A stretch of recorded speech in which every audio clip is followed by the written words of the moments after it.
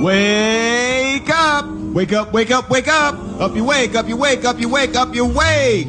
This is Mr. Senior Love Daddy, your voice of choice. The world's only 12-hour strong man on the air. And that's the truth. Welcome to Bennington. I don't know where I'm going from here, but I promise I won't bore you. I want you to take your hand out of that bowl of Fritos, throw away your National Enquirer, and pick up the phone. Go ahead, pick it up. Talk radio. It's the last neighborhood in town. People just don't talk to each other anymore. You would be very lucky if in your whole life you saw the work of one genius. The form of the tragic autobiography is dead. Goodbye, written word. So I have chosen this form, radio, to author my life. Hashtag Bennington. This is Mr. Senior Love Daddy doing the nasty to your ears to the nasty. Eyes only play the platters that matter, the matters they platter. And that's the truth.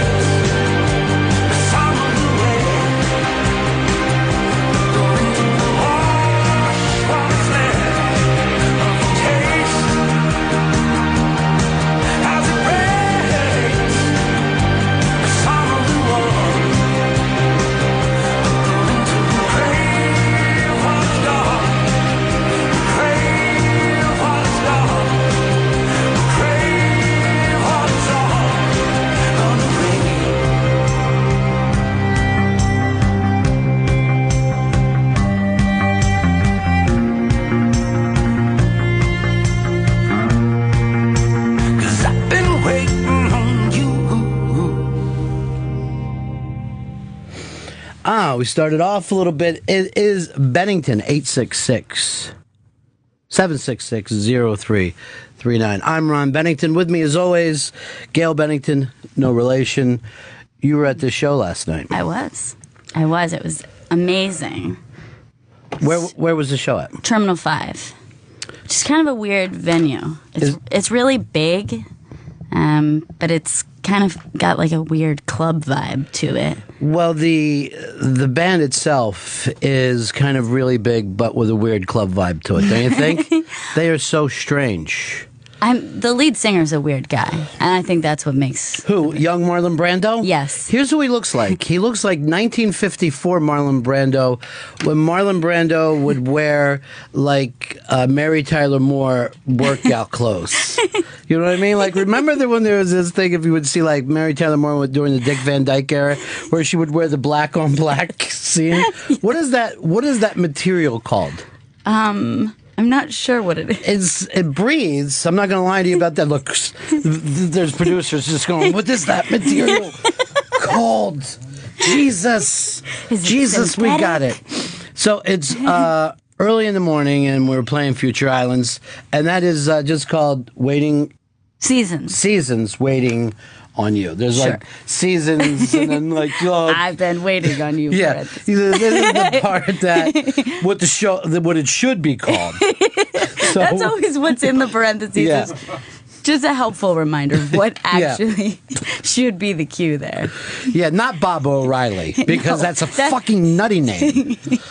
But why that song was playing? Now, this singer, and I don't even know his name, but Samuel Herring? Yeah, but they call him Young Marlon Brando. True. So his deal is, that he does this crazy dance. So we started doing the crazy dance as we were listening to it, but I morphed it into the Hulk Hogan thing, but slower. And then I'm like, why hasn't anyone ever done that in a video? It totally works. Would be the best thing ever. All right, so that's cool.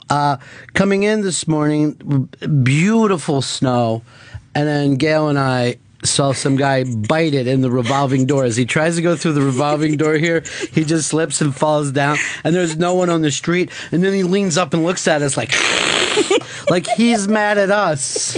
And the weird thing is, like, we didn't dare laugh for some reason, and then we just averted our eyes, like, I didn't see anything. And the worst part, we were mid-sentence being like, this is a beautiful day. Gorgeous. Gorgeous. Why was he so mad at us? Because you ever see like a little kid will do something and then he gets mad at the people who look at him for doing it. There's nothing worse than falling when you're... No, when you're an adult, you cannot fall, and there's no respectability for it at all. It's like if you fuck up your parallel parking, you just want to kill anyone near you. Just like, fuck you!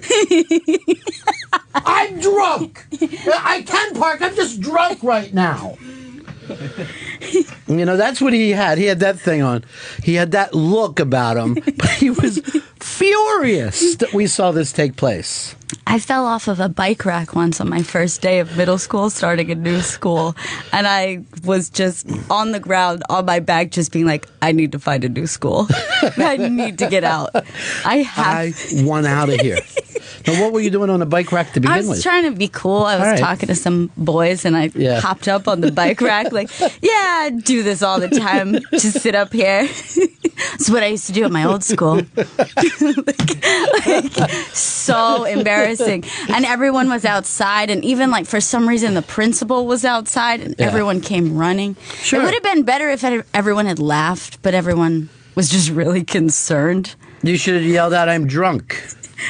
I don't listen to the Dare program. Or as I like to say about dare me to smoke this motherfucker. That's pretty cool. And they were like, this is a PTA meeting. I don't know why. You personally weren't around when Dare happened. You're supposed to be a dad now. Dare wasn't too effective, I don't think. Nothing is ever effective. It's right up there with the Southern and Midwest fathers that try to marry their daughter so they won't have sex in another 11 years. Oh, God. So wait, let me get this straight. You're my husband and my dad? This seems worse than me going out and meeting a Puerto Rican. That was my impression of a little kid in the Midwest. That was good. Yeah, it was a lot like my dare dad. Similar voice. Can they just, what about the weekends? Can the kids drink then? That's the dumb dad that I'm now working on. I do a lot of characters. Anyone who came to the Robert Kelly Unmasked, where Fez and I did a sketch before the show, would know that. By the way, the Unmasked is going to run today on Raw Dog starting at 2 o'clock, but then it plays tonight this is the cool thing here on Opie Radio. The Robert Kelly Unmasked is playing tonight at 11 o'clock, and then the second that's over, you can turn over and watch it on Comedy Central. Nice. And it replays again Sunday at 11 a.m. But it's a really, really great Unmasked. It's Robert Kelly. It's his time. There's a couple of clips up over on the Interbank today and a nice story about it.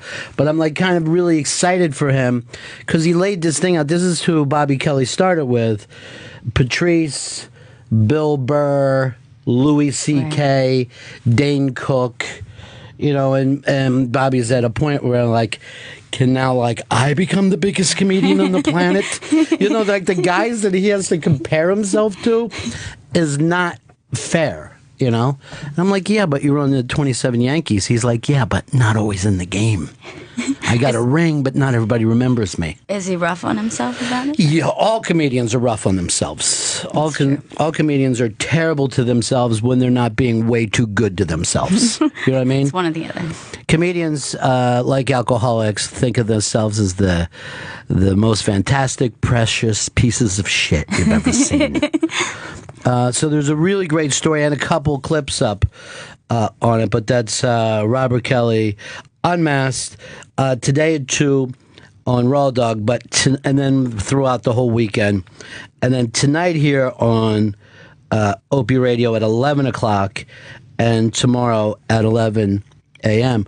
Now, Opie came down to the show, as he said to me, I'm here to support Bobby. Oh, and you. And I'm like, yeah, because this is the first time I've ever done one of these.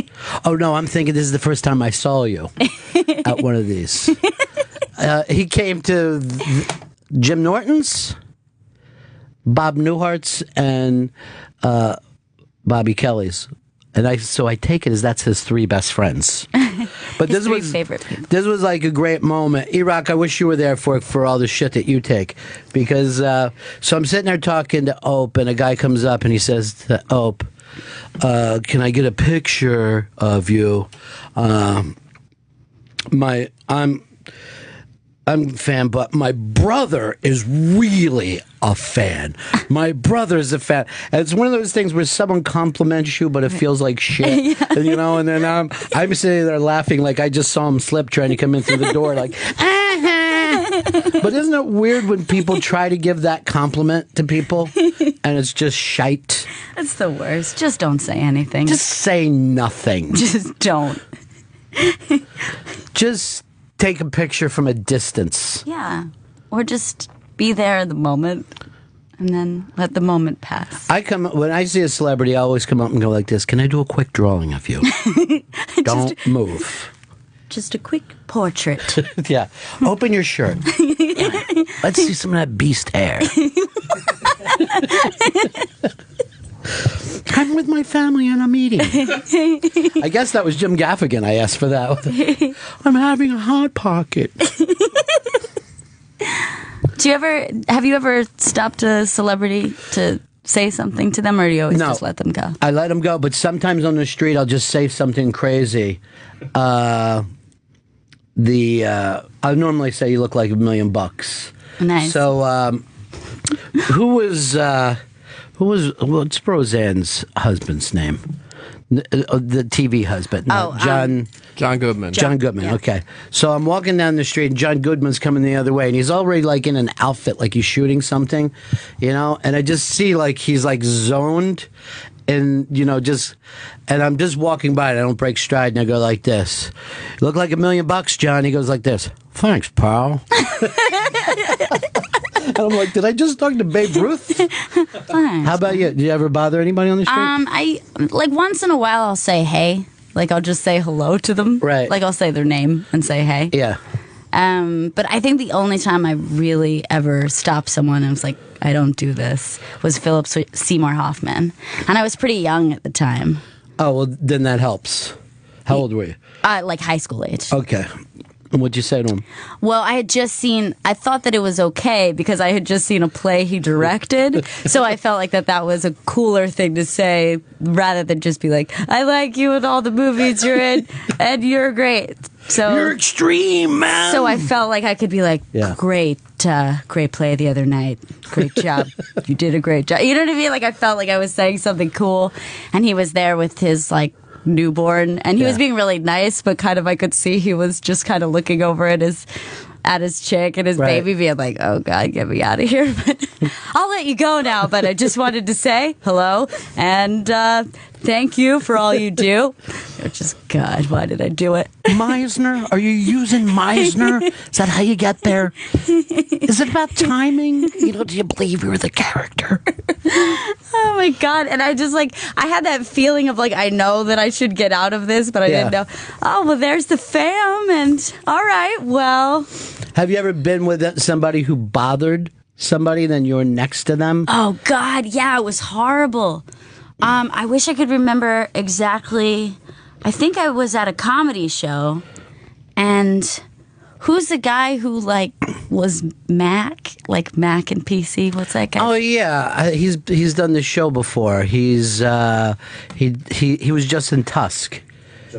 Justin Long, right. Yeah. So, by the way, hashtag Bennington can't remember anybody's names. No. The whole family. This is a real problem. He's president, like a black dude? You know, he's laid back. You know? Like the current president. All right, so but I can't think of his name. Are you young again, or is this... Yeah, okay. I'm in college. Okay. And I feel like at this point, Mac and PC wasn't a thing. And wasn't giant yet? Wasn't even a thing. Wasn't even on. No, yeah. I don't think that had even started. And I don't really think he was in much. Yeah. But I was with a guy who was a friend of a friend, and he saw him in the crowd, and he just started going, hey, Jeepers Creepers, Jeepers Creepers, man, hey, Jeepers Creepers, which was a movie he was in, a scary movie, I guess.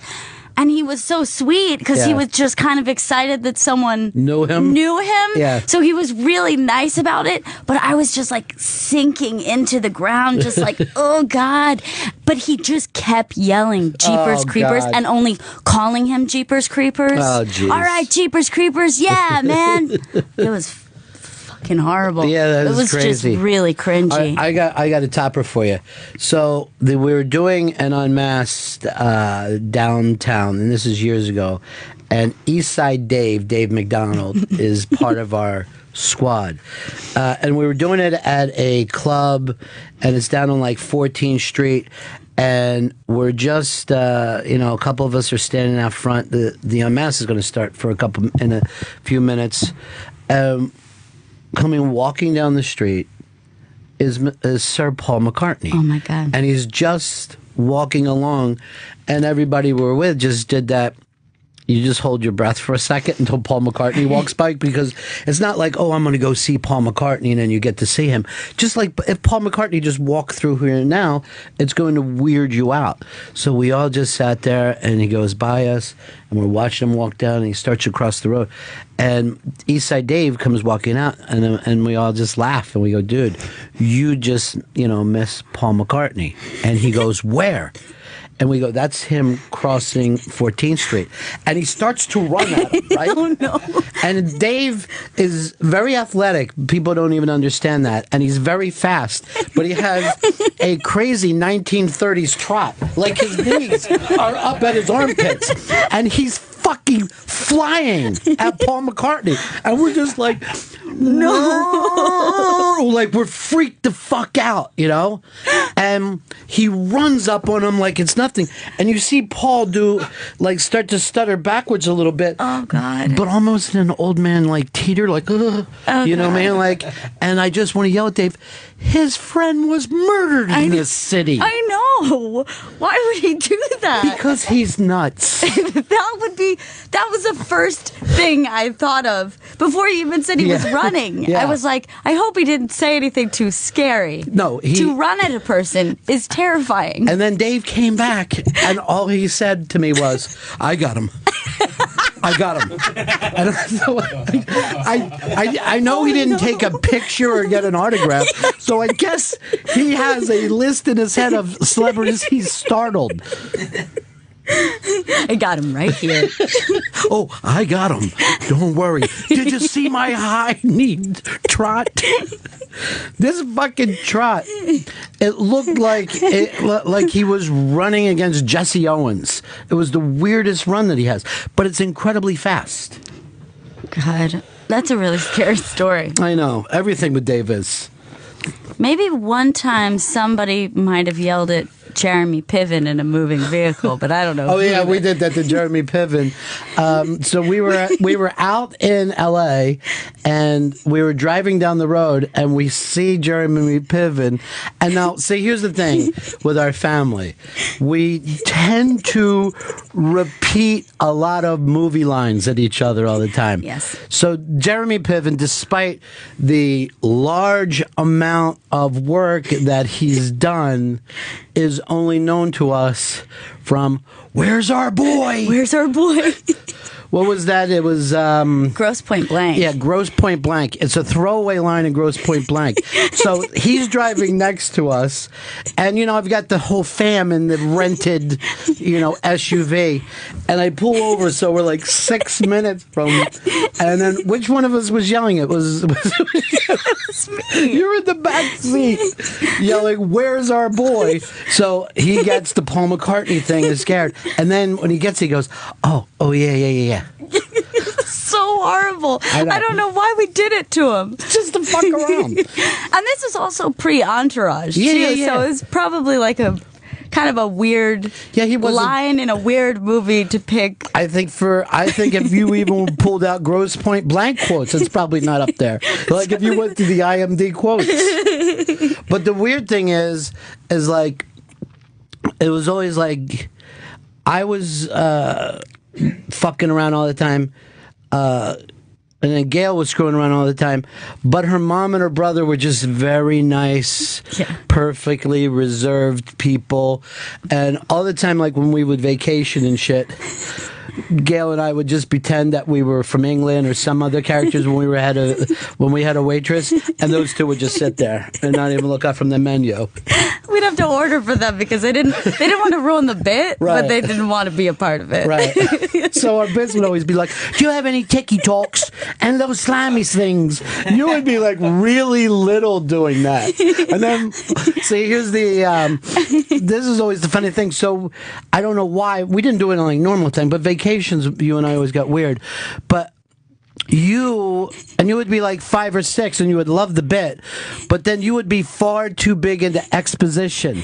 So you would start, "We just arrived here from London, England.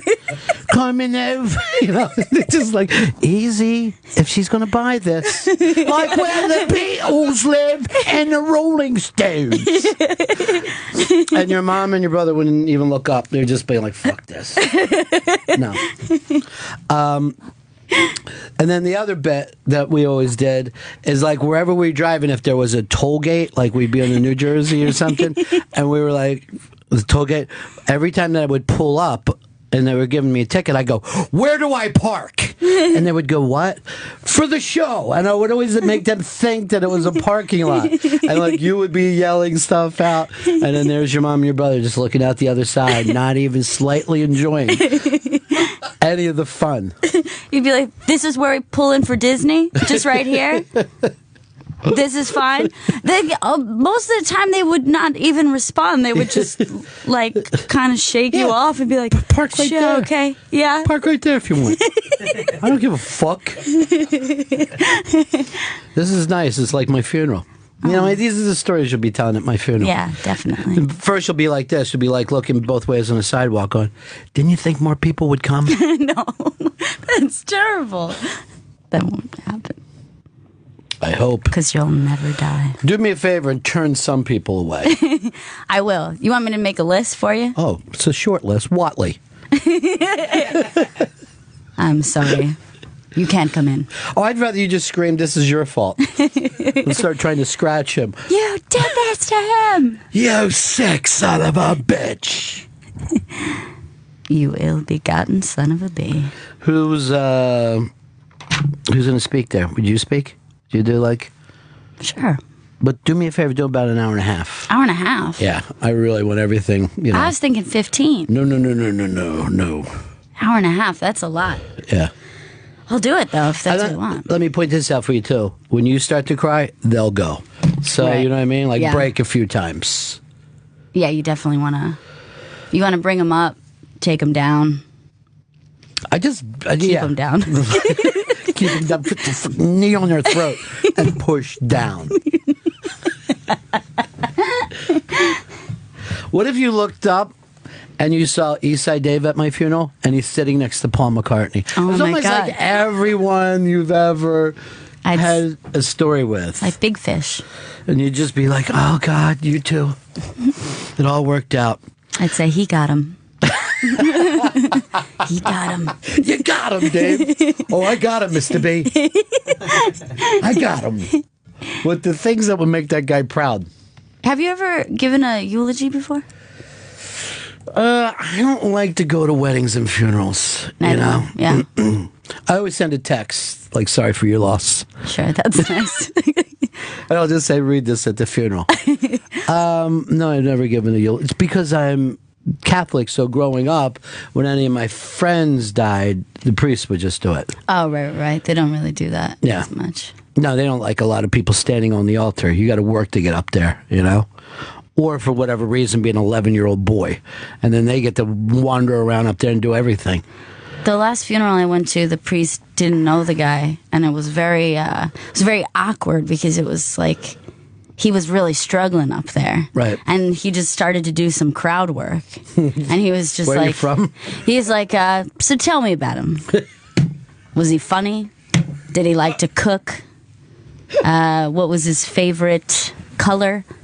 And then it was just silent. Like, who's going to speak up? It was really, really bad.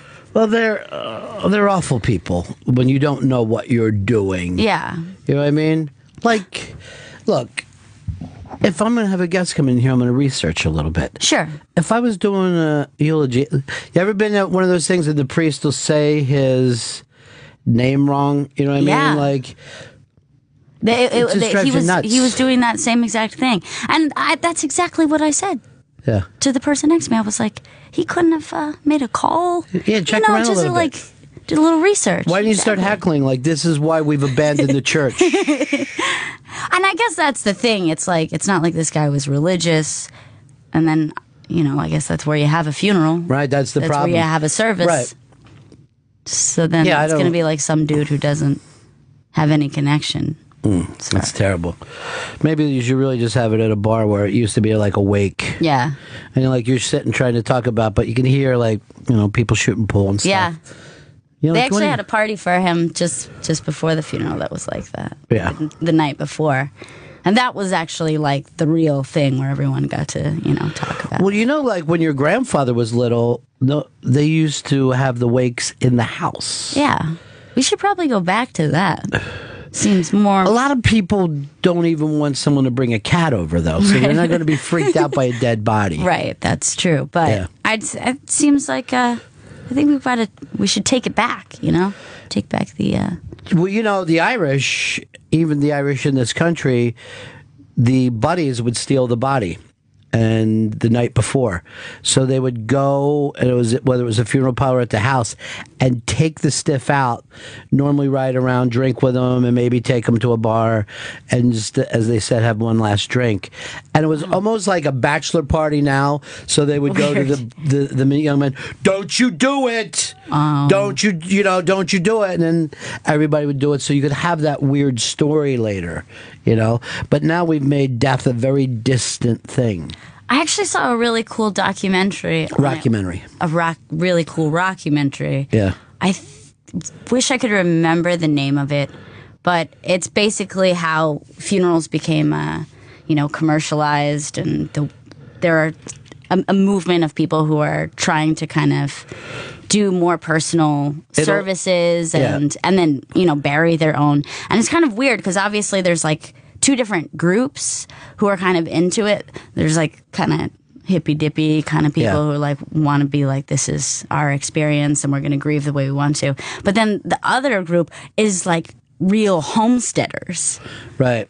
Because they are like, we don't go to the outside world for anything. So why would we have this body embalmed, and we make our own caskets, and we bury them on the farm? It's kind of weird because it's two very, very different groups. A lot of those people, like the homesteader type people, they're just like hippies with guns, though. True. They have like long hair and stuff. They just and they're into nature, and they're in tuned with But then if, someone comes around, they just want to blast them. Right. That's the only difference. That's the big thing. There's not a lot of peace and love. I don't know. Do you remember when you were a little girl and we brought your aunt home to die? Yeah. Well, when that happened, I guess, a lot more people are doing that now than back then. But I remember that everybody I worked with and all was like, freaked out. Yeah. And they were like, are your kids freaked out? I'm like, but that was their aunt. You know what I mean? Like, they're not upset. Maybe you are upset about it. I don't know. No. I wasn't. Maybe now. I should check with you. Was that another awful thing? No, I think I should apologize for? No, I think all my feelings about death and what happens in death was completely formed during that time. Because I must have been, I don't know, what was I, like 9? Something maybe like, I never, 9 or 10. I never know your age at any age. Right. 5. Yeah. as I am now.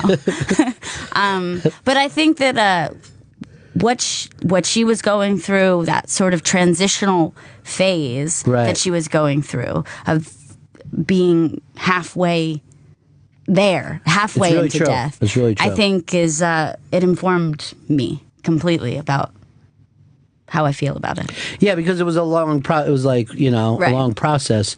Well, it's your mom's aunt, and your mom, I guess, went into the home or whatever, and then she called me up. She said, "I don't like this whole thing.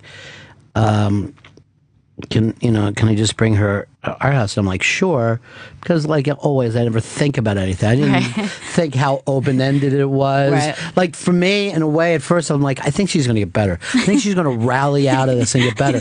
And she really was. It was the strangest situation where, and I mean, she was elderly and had a great life and everything, but all of her sisters were able to come over to our house, and she was still conscious then, and it was just little by little it wore down. But I remember that a lot of times, even when she kind of started to just go to sleep and stay asleep, we would just sit in that room and read and stuff like that, and you guys would be little and you'd be playing and stuff. Well, there was like almost a very like peaceful but strangely like creative present. I can't explain it. No, I know what you mean, dude. Like it was not unsettling to be around her at all.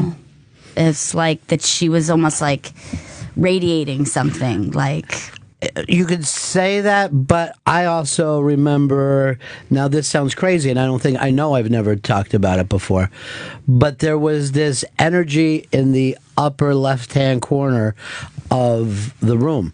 You know what I mean? Like that stayed up. It just felt like there was a certain energy, and even though the whole thing just felt really great, and then. After she was gone, that energy was also gone. Yeah. Everything that we felt about it. Well, she was always checking in with someone or many people. Right. She was always... And she looked up... She was always speaking, to someone, or she would kind of make reference to people and, like, look past you. Yeah. And, like, past and above you a little. Yeah. And, it was a really bizarre... Well, I think the reason why you guys were like, you kids were like, because the way your mom is with that, it's just like accepting, like, yeah, Yeah. You know what I mean? Like she would be saying, this is the thing that was really weird, and I'd forgotten about that until you're talking about it.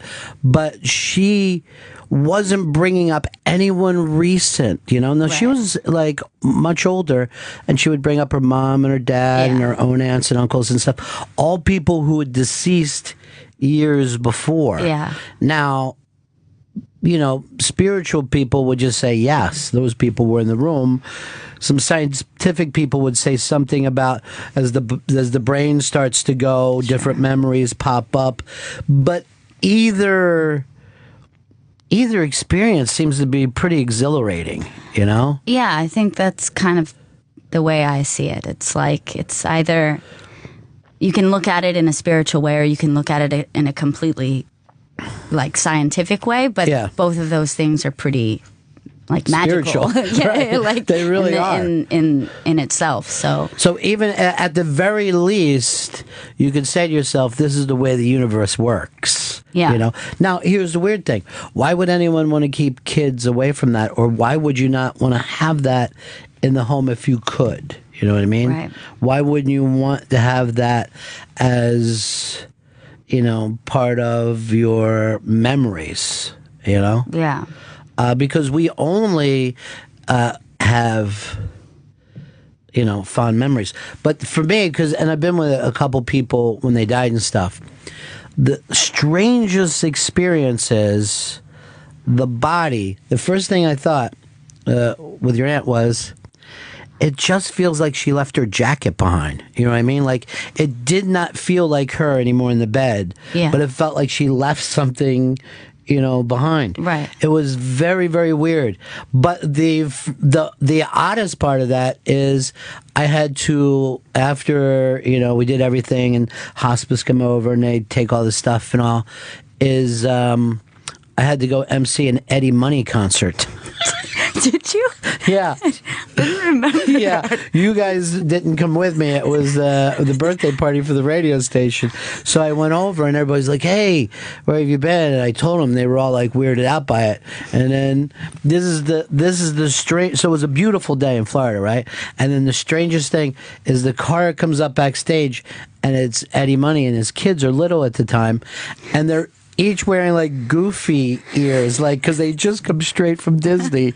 You know what I mean? Like, they tied their Tampa concert in with the, you know, taking the kids there, and everything just felt like buzzing to me. If I could keep the feeling that I had that day, you know what I mean? Yeah. Like, people would probably, you know, come up and ask me for advice and shit. You know? Well, I think it was like a very connected time. Yes. That's what it felt like. It's like that. We were somehow being able to experience it with her, even just on a very superficial level. But do you remember what I said to you and your brother when your aunt passed away? I took you both in the other room and I go like this: "What did you do? What did you do? You had one job." By the way, it's hashtag Bennington. Hashtag Bennington if you want to pass anything along to us. There's a comedy club crawl. Is that what it'd be called? I don't think that one's ever even existed before. It's a Parkinson's Comedy Club pub crawl. And it's for the Light of Day charity organization that helps fight Parkinson's. Now, these guys are all going to be going from one club to another doing their stand-up all on the same night. 6:30 at night, it's the New York Comedy Club. 9 o'clock is Stand Up New York. And at 11 o'clock is the Village Underground.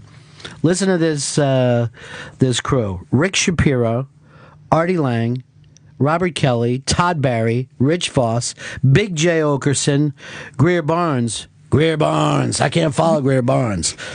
Mike Pacchetti, Kurt Metzger, Bonnie McFarlane, Godfrey, Mike Vecchione, Joey Gay, Shane Forbes. Now, you could go to each of the shows, or there's another ticket where you can follow them along. 6:30 is New York Comedy Club, Stand Up New York at 9 o'clock, Village Underground, 11 o'clock, and all the information is up on the interrobang.com, because I don't have the ticket thing on here, but if you go over to the interrobang.com, they can give you the ticket pieces. But I've never heard of anybody doing this before. Have That's you? very cool. It's a great group too. Yeah, it's a phenomenal group. Like it's like just a cast of headliners. I'd put Greer Barnes on last, though. Well, I watch Louis. I know. Greer Barnes. But I believe Rick Shapiro is battling Parkinson's. So that makes it even extra special. All for the Light of Day charity organization. They do a lot of music concerts, and now they're doing this. This is Tuesday, July 13th. Tuesday, July 13th. I think Rick is going to come in and do the Ron Fez show on Monday. Now, that's a weird thing about comedians, that they're always, like, really doing cool shit.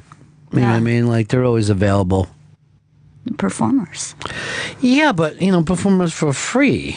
Right. Where, I hate to tell you, there's certain bands out there, try to get them to come out. Some of those charity things. I should never probably say anything negative about charity, should I? Under any circumstances. Maybe not publicly. Later on today, you're going to tell your story that I've told people for years. Yes. You have a weird story. I do have a weird about story. Bill Cosby. I do. I'll tell it. I'll share it.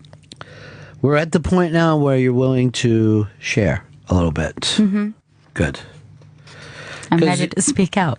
And I'm keeping an eye on everything that's going on here at Paris. This is madness. So the two ugly brothers who went in and shot up the Satire magazine, the French police have had them on the run. Now these two guys have a hostage, and they're holed up in some little store or something over there. I guess it would just be hashtag Lahane. But I just want this story to be over. Yeah, gosh. Now, this started early this morning? Yeah, like in the middle of the night sometime. Yeah. They've already known who these guys were for a long time. They've been on the no-fly list. Right. I mean, could you imagine that your shit is so fucked up someone won't let you get on a plane? Like, no, I'm sorry, you can't leave the earth right now. No one trusts you. No one trusts you to be anything more than sea level. Well, How did they find him? One of them came forward, right? Yeah, is that a thing? Yeah, they had a rat friend that was with them. He was like, I guess, the driver or something. No one escapes the French police. They're known as the greatest in the world. It's very true. They have them holed up in this place, and so far the police have sent them as, I guess, a way of saying, we want to negotiate. They sent them some unbelievably great bread, some escargot, cheese that's supposedly just out of this world, a bottle of really, really nice wine, and just some light pastries. I mean, so light, That's so civil. Yeah. I always say this when I'm with them. I go, God, this is so light. I'm going to need about 30 of these. Just so it feels like a Kit Kat. That's how I feel about every light food that's delicious. It's a little too light. Could you heavy this up a little bit? There's also we were saying you're going to get to your Cosby story. There's a piece up on the Interrobang today where Cosby from the stage did a joke about it in Canada, about the allegations about him, that I think a woman was getting up to, I don't know, go to the snack bar or something and said, I'm just going to get something to drink. And Cosby was like, you don't want to be eating and drinking around me. No. Yeah. No, he didn't. He's edgy. What? Since when? I thought he's not edgy, and that was his thing. He does a lot. Wouldn't that be great if he just starts to come out like Dice Kinnison? You know what I mean? He's gone heel. Yeah. He's gone heel. A complete heel turn. So the quote is, you have to be careful about drinking around me. Oh, God. And then he's laughing, and I think he leans back and pulls his zipper down. Just slowly pointing at it. Oh, my God. Yeah. That's crazy shit, huh? Did it get a laugh? Killed. I mean, it just murdered. People were slapped. They said it got a gasp, then a laugh, and then a standing ovation. No, I'm not even making that up. Wait, no. I'm not making that up. That's real? Yeah, he got a standing ovation. A heckler yelled out, and this is a great heckle, "You're a racist!" No. Yeah, and that guy was thrown out. A racist? Yeah. Or a rapist? Oh, yeah, it's rapist. I'm the racist. I forgot. Right. You were thinking about you. Yeah. The weird thing is, I have a line that's more offensive than that heckler's. I could have yelled something out that would have freaked the room out more than that. Oh, my God. Can you imagine if they're throwing you out for heckling somebody that they claim is a... Well, you know who's insane about him is Apatow. Judd Apatow is just like constantly tweeting, angry shit about Bill Cosby, down to the point where I think the producer of Blackish said... Dude, stop it. You're coming off a little crazy. But see, here's the thing. They don't want him to perform because he's a rapist. But I'm like, why that out of everything? Why don't you stop him from getting gasoline? Why would you just wait until he does his show? What is it about performing that annoys you more than him, going to the park? What is it about that? That's true. I mean, Is it the applause? They don't want him to get applause? Or they don't want him to make money? He's got money. Like, if you don't want him to make money, you'd have to stop every check that's coming his way. The Cosby shows run all over the world. Is he unable to be tried for any of this? What is... Yeah. Yeah. It's either statute of limitations, and some of the people, I guess he paid off years ago when they brought up stuff. A lot of times it's that, I like to say that money, Sure. You got to have that money. Money helps you to get away with a lot of shit. Yeah, that's very true. But it hasn't, see, in my opinion, it would be better if this thing, instead of us all lighting torches, right, and chasing him, it would be better if people just sat back and went, hey, how have we treated women over the years, Sure. How many times did, but no one's ready to do that in this country. No, that's very true. But I don't know. I mean, I understand the want for a blackout of what he's doing. Yeah. But I guess it's just kind of a little bit hypocritical because I feel like, did everyone not know this? People had heard stuff. It was out, but it wasn't talked about. It was out, and see, these things would come up, and then would, I guess, a payoff, and it would go back down. And we had heard about these things for, quite a few years. But it really just took another comic to joke about it. Right. For everything to change. Which was amazing. That was incredible. Yeah, particularly since it wasn't done, in a special or anything, Uh-huh. It was just... Someone just had recorded it, right? YouTube did. But then I think it even sat around YouTube for a couple of months before it started to take off the way it did. Wow. But but that was really the catalyst. That was for the the whole thing that exploded it again. Yeah, got people talking about it. Yeah, actually.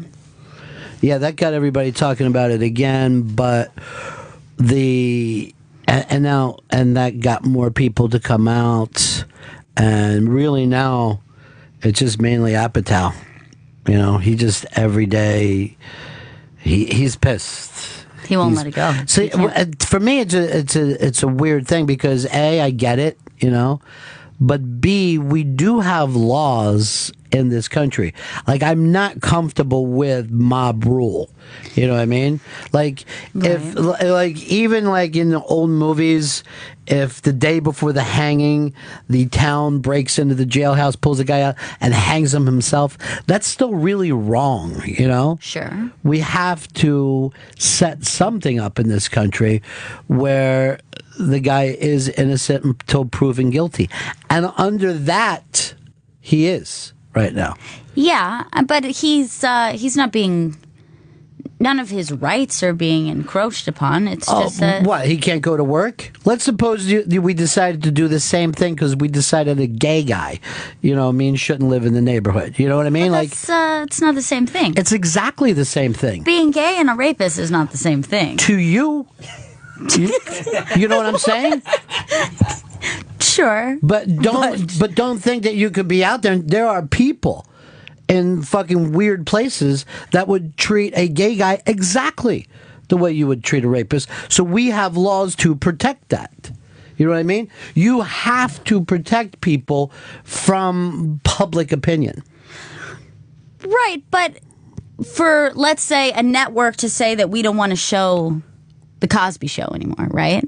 Is to say that we don't want to associate ourselves with this person. I get that completely, and they have the right to do that, but you have to be careful about the mob rule. You don't want somebody tried and convicted by fucking Twitter, Right. And that's where we are with this. And it's weird. It's not. I get where everybody feels, but I also think you have to be very careful because this is the exact kind of fucking things that happens to transgender people.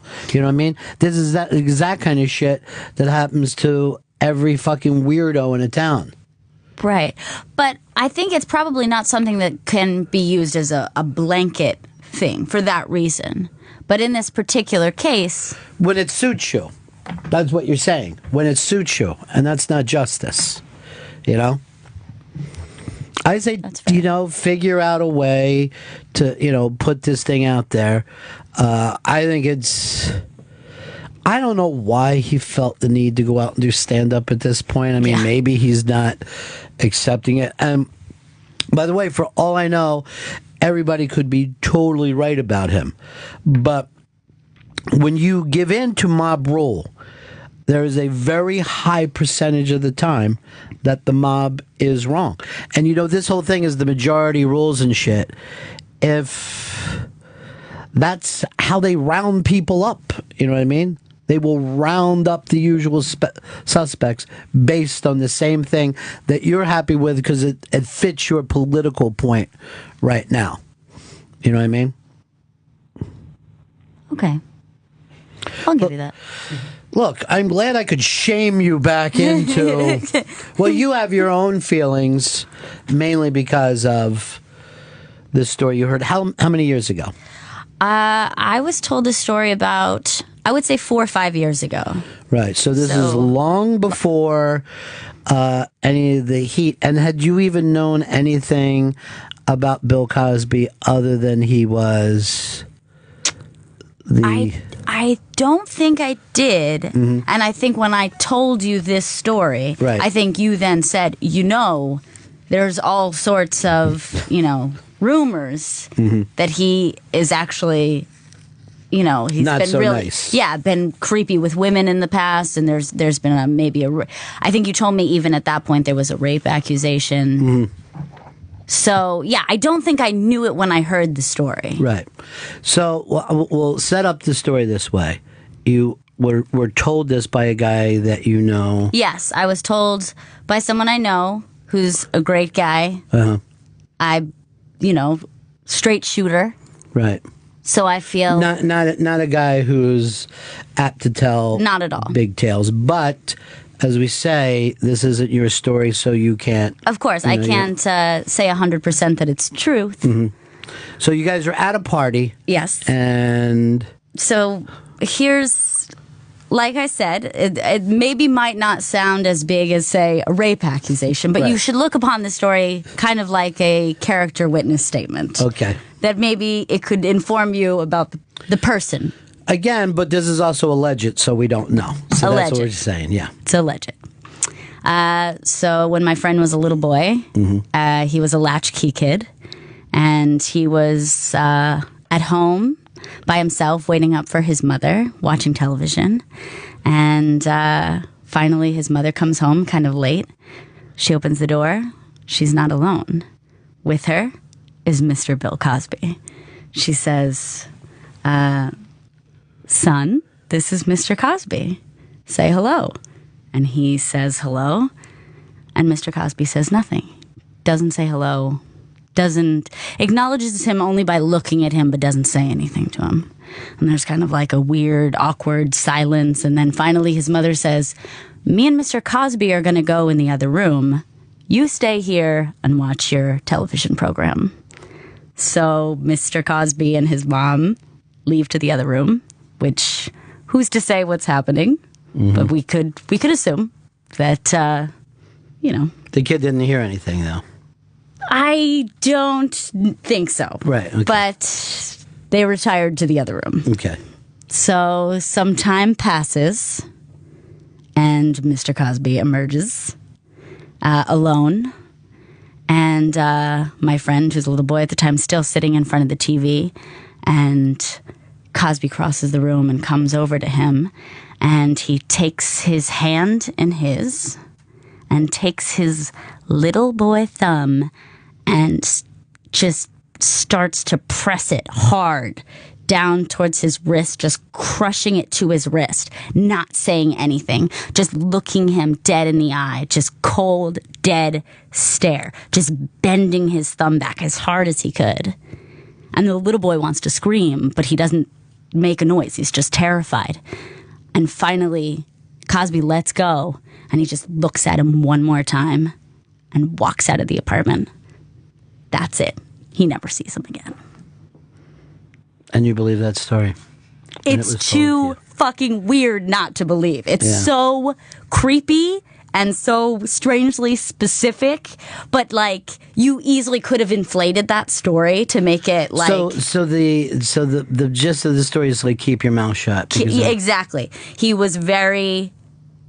knew exactly what it meant, which is I was never here, you didn't see me, you don't talk. But he never said a word to him. He just bends his thumb back super hard against his wrist to a child, to a little boy.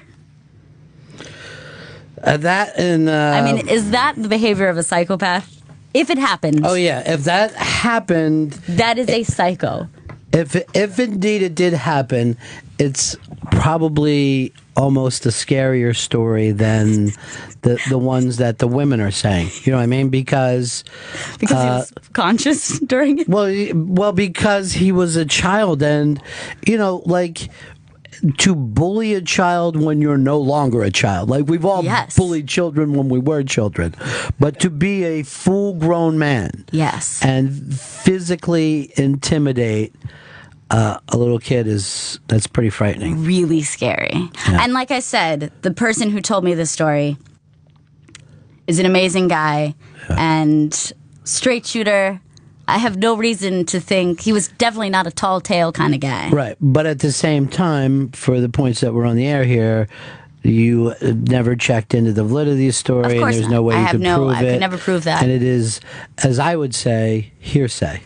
That story is total it's just hearsay. A tale. Yeah. That's crazy. So creepy. It's too weird, too. Like, if you were going to make up that story, I feel like you would really amp it up. And, Cosby comes in, he says, I don't know. Yeah, I mean, it's just... you ever speak a word, and then he, threw me across the room. I don't know. You could have made it, a really... But, see, here's the other part of it that's interesting. I guess it means that he doesn't always knock out his sex partners. You know what I mean? Right. But that leaves him a little surly. Right. Seems like conscious in that situation. Like I said, it's These rumors have been out about Bill for a long time. Let me also say the other side of this.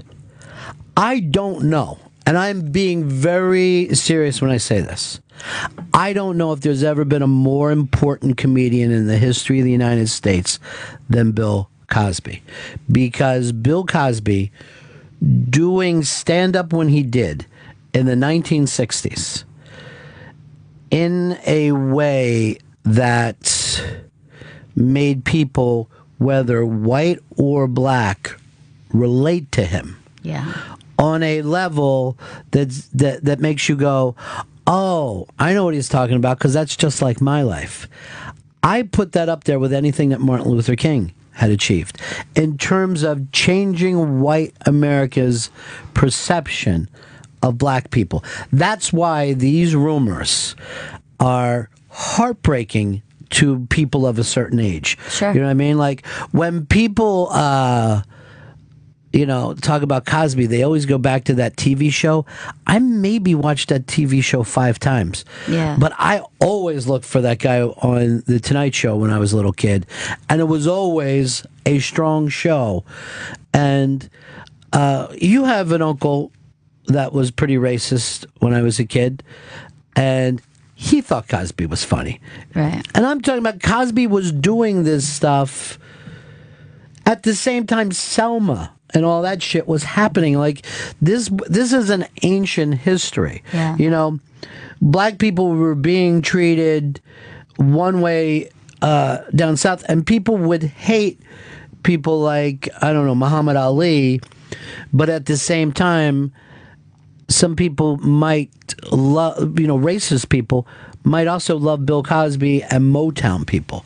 It's the impact of what he did with his stand-up was so immense. It's probably why it's difficult for a generation to wrap their head around these horrible, rumors. Yeah, it makes it that much more disturbing. Because where do you put that art? Yeah. Where does it go? Does that negate it? Or is everything that I just say totally true? Because Richard Pryor wanted to be Bill Cosby. You know what I mean? At one time. Richard Pryor, if you watch Richard Pryor in the early and mid 60s, Richard Pryor was on stage going like this, my brother and I mean, he was basically doing Cosby, yeah. And then one day he was just like, I don't know what I'm doing. I'm making money doing this, but I'm not happy. And he went off and he's thought about it and he came back as himself, as Richard Pryor. But for him to get on TV and everything, he just basically adopted the Cosby persona. If you look at, Seinfeld, Rock, Letterman, no matter who you're talking about, they were like, Cosby, is amazing, and he does it all without cursing, and he does, he can work any crowd. So there's a part of you that just goes, where do we put that now? You know what I mean? Where does that go? Yeah, I think that's always hard with either an entertainer, an artist, is that when you learn something about that person, it's like it's a very conflicted feeling. Right. Like we had that same experience with Woody Allen where it's like, well, how are we supposed to feel? And I think most people chose to continue to Woody Allen fans, and then the people that weren't Woody Allen fans, it gave them a reason to say why they don't go to those movies. Not so much that they don't get it, or there's not enough, right. Sitcom-y type humor, but now they can say it. And I also think that's probably true of Cosby's fans. You know what I mean? Like, and I'm saying I probably haven't. There's nothing that he's probably done since that Himself special that I thought really stood out for me. But if anyone would ask me about comedy, he's got to be right up at the top with, and that very thin layer of names that you would bring up. Most of them all worked down in the Village in the 60s, you know what I mean? Yeah. I mean, you would have to think of him and Joan and Woody and so many of those people who basically set up the parameters of what comedy became. And then you got, of course, Pryor and Carlin, who probably jumped up above that whole crowd. But all those people were able to do that thing because those initial guys, Newhart and all them said, this is how it's done. You don't go out and just tell old jokes. But it's weird. Where does that go? Because his stuff was more important than stand-up comedy. His stuff was so subversive. Like I said, that white people who didn't like black people, white people who wouldn't even want their children to play with black people, would laugh at those routines and oddly not feel threatened by him. Yeah. Feel threatened by Richard Pryor, who has done nothing like this. You know what I mean? Yeah. Pryor fucking had sex with people who wanted to do drugs with him. You know what I mean? He didn't have to sneak drugs. Pryor said, let's do drugs and have sex. Not, I'm here to talk to you about a job. Here, have a biscuit. Wash it down quickly with this. It's weird. It's bizarre. I think that's also part of what makes it all the more villainous, too, is that he had such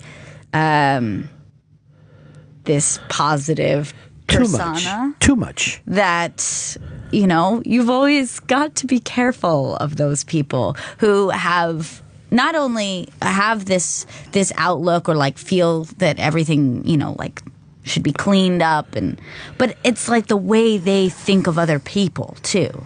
I mean, he was pretty judgmental of people who didn't do comedy in a clean way or didn't. A whole generation of people that followed him that he thought had to pull their pants up. And, yeah, exactly. He lectured constantly,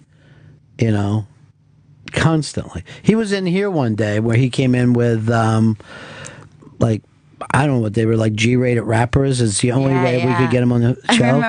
I remember we listened to it. Yeah. Those rappers, those clean, really clean, Christian maybe rappers. But I mean, he came in and he just started treating me like I was Theo. Like just bossing you around? Or? He's like, where are the chairs for these men? Like, first of all, nobody knew. You know what I mean? Like, we thought you were going to be on the show. Now you got 4 clean rappers with you. Where are their chairs? Where water? Is there a bottle? And I go, finally, I'm like, Bill, I'm not the guy who gets the fucking water. Okay? That's not my thing. I don't know. And, somebody is running down the street trying to find a bottle that's a glass bottle and all that kind of shit. But, when people come down like, oh, isn't he a dick? I'm like, well, he has been a star for 60 years. Right. He probably doesn't understand a world where every direction he looks, there's not someone with a plate of fruit. Melon, Bill. That does something to the mind, I think. Like just having people cater your every need. And I always think it's funny too, is like just how fucking quick your back can get up. Where like, here's this guy, like, it's Bill Cosby, and everything that I said about him I believe, but as soon as he started bugging me about chairs and water, I'm like, hey Bill, I don't fuck, you know what I mean? Maybe here, you've been gone a long time, all right? I don't fucking shine shoes anymore, Fezzy, keep that motherfucker here! We just come back, just stomping him. Like, as soon as Fez sees me, he just starts kicking too. Put the boots to him. Fez, if a body hits the ground, forget it. Fez will destroy that person. Talk about mob rule. That's probably why I'm against mob rule, because I live with one. Every day on the Ron and Fez show, Fez is ready to mob out, make up a new law how somebody can't do something. But why did this happen? So everyone feels the way they feel about Bill Cosby, whether you thought he was too preachy, whether you thought he was too corporate, whatever, or whether you thought he was this breakthrough guy. But what was it about the Hannibal Buress joke? Is it because Bill's older? You know what I mean? Is it like the lion is older, so now everybody can go and take a piece out of him? I don't know. I think it was maybe that he just put it into perspective so simply.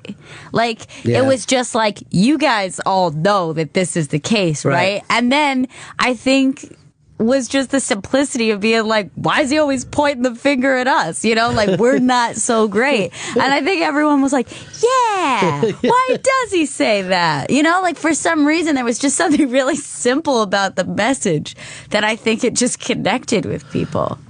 Yeah, there's some truth. You know what's really funny about Hannibal Buress too is he's never tried to follow it up. You never saw him on CNN explaining the joke. That's he great. could do any fucking show in the world of course, now. Yeah. And this has been a long time, and you just see him just going around being Hannibal. You know what I mean? Like he did. I don't know how you don't let this thing change your life. It's impossible. Right. You know? Also, I think it impacted the way it did because the joke was funny. You know, it was funny the way he delivered it. Right. And had it been not very funny or angrier, like a touch more too angry, I think it just wouldn't simply, yeah, well, you're right. It's bizarre, though. I don't, you know, I always am wondering where this thing is going to go now, though. I mean, how does this end? I'm gonna steal the line from the Truman Show. How does it end?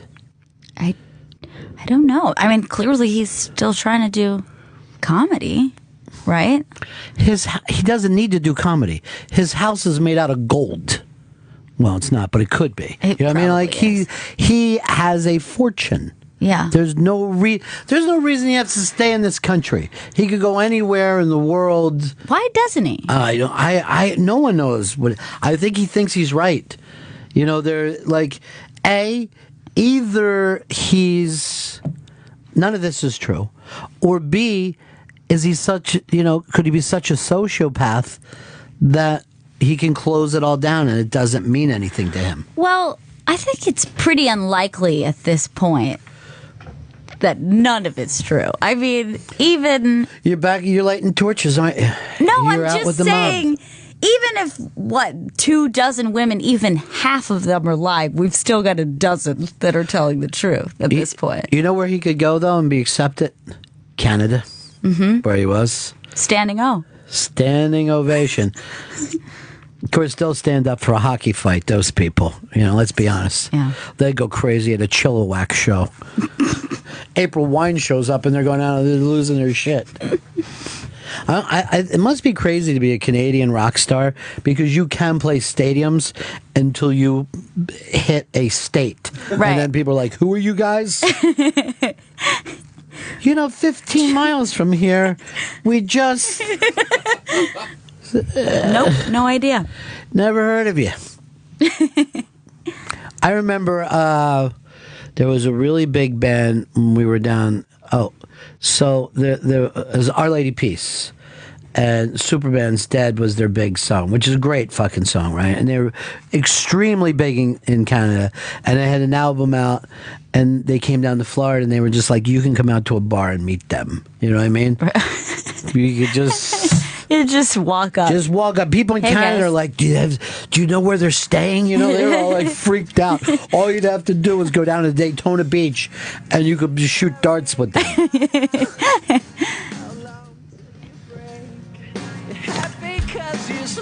Well, there it is. How much can you fake? An ordinary boy. An ordinary girl. But ordinary is just not good enough to me.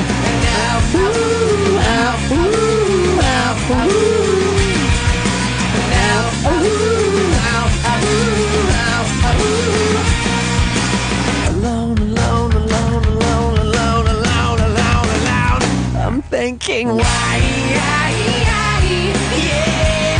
Superman said, yeah,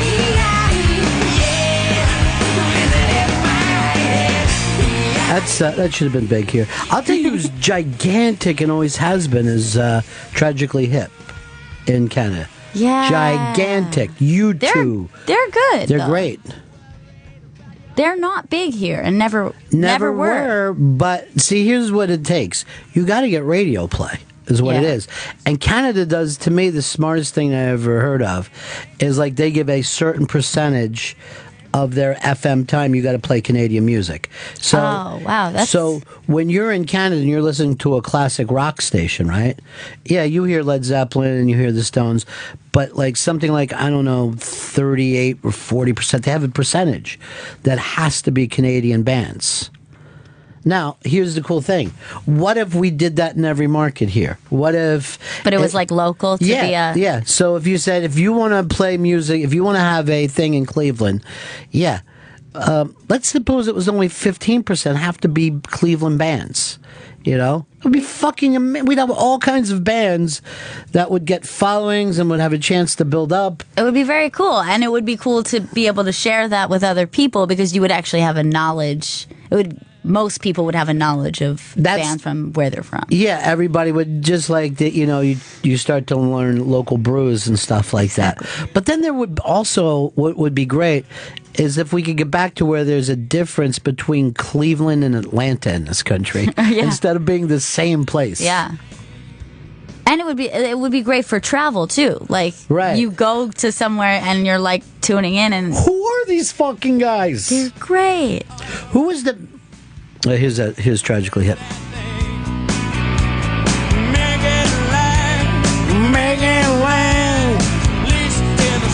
What did we do? Talk over the beginning because the beginning is so fucking badass.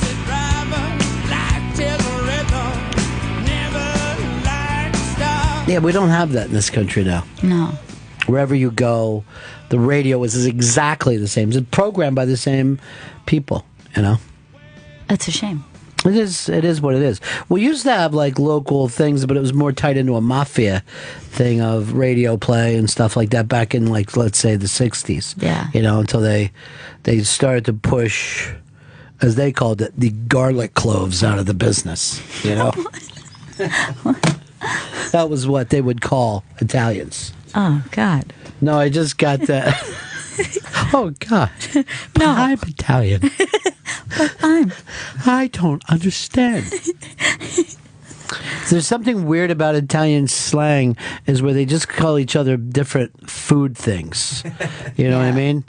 You mean like their whole thing for like black people is just calling them an eggplant. Yeah. And then gay people, I think they call fenouil, which is a type of, I don't know, it's another type of food. Isn't that I feel like it's a green. It is a green. But it might be like a lemongrass or something like that. Is it fennel?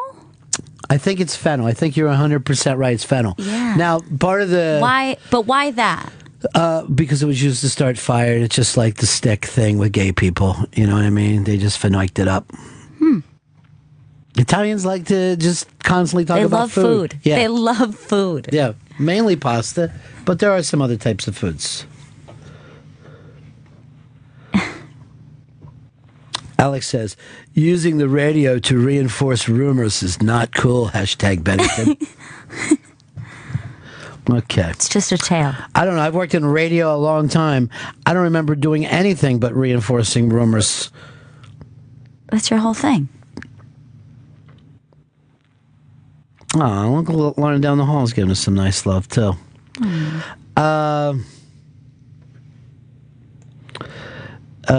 Gorilla Bob says, love Fezzi's laugh in the background. That is not Fez. Huh? Somebody sounds like a fenouil over there.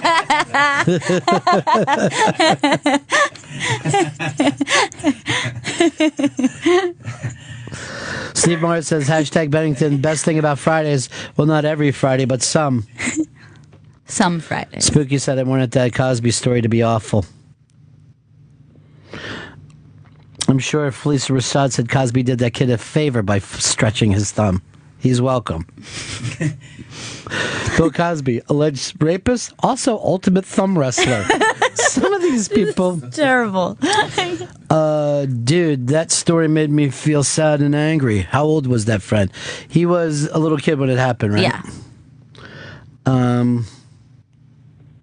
Maureen says, Fridays are terrific. Thank you, Maureen. Okay, I made the racist rapist thing. What can I do? I make mistakes. Can't go back now. No, I can't correct it. I want to remind everybody that today is Unmasked with Mr. Robert Kelly. We're going to play it on the Ron and Fez show on Raw Dog, Channel 99, at just before 2 p.m. because we went a little long with it. Then it will be on tonight here on Opie Radio at 11 o'clock. And replays Sunday at 11 a.m. I didn't know this. The next Bennington is Friday, February 6th. Oh. So, yeah, keep your schedule cleared. Great. We got a break jot here. This down. Yeah, jot it down. Put it in, put it in your phone. I will. Because we don't jot anymore. No. We live in a technological age. You know why? What? We live now in Black Mirror. That's true. You're watching Black Mirror, right? I just started, so I'm the first season is done, the first 3 episodes. I'm ready. Look, don't say another word. We're going to do commercial. Don't talk to me during the commercial. I won't. I won't even look at you. All I ever want to talk about is Black Mirror all the time. We'll be right back. It's Bennington. You're listening to Bennington on Opie Radio, XM 103, Sirius 206.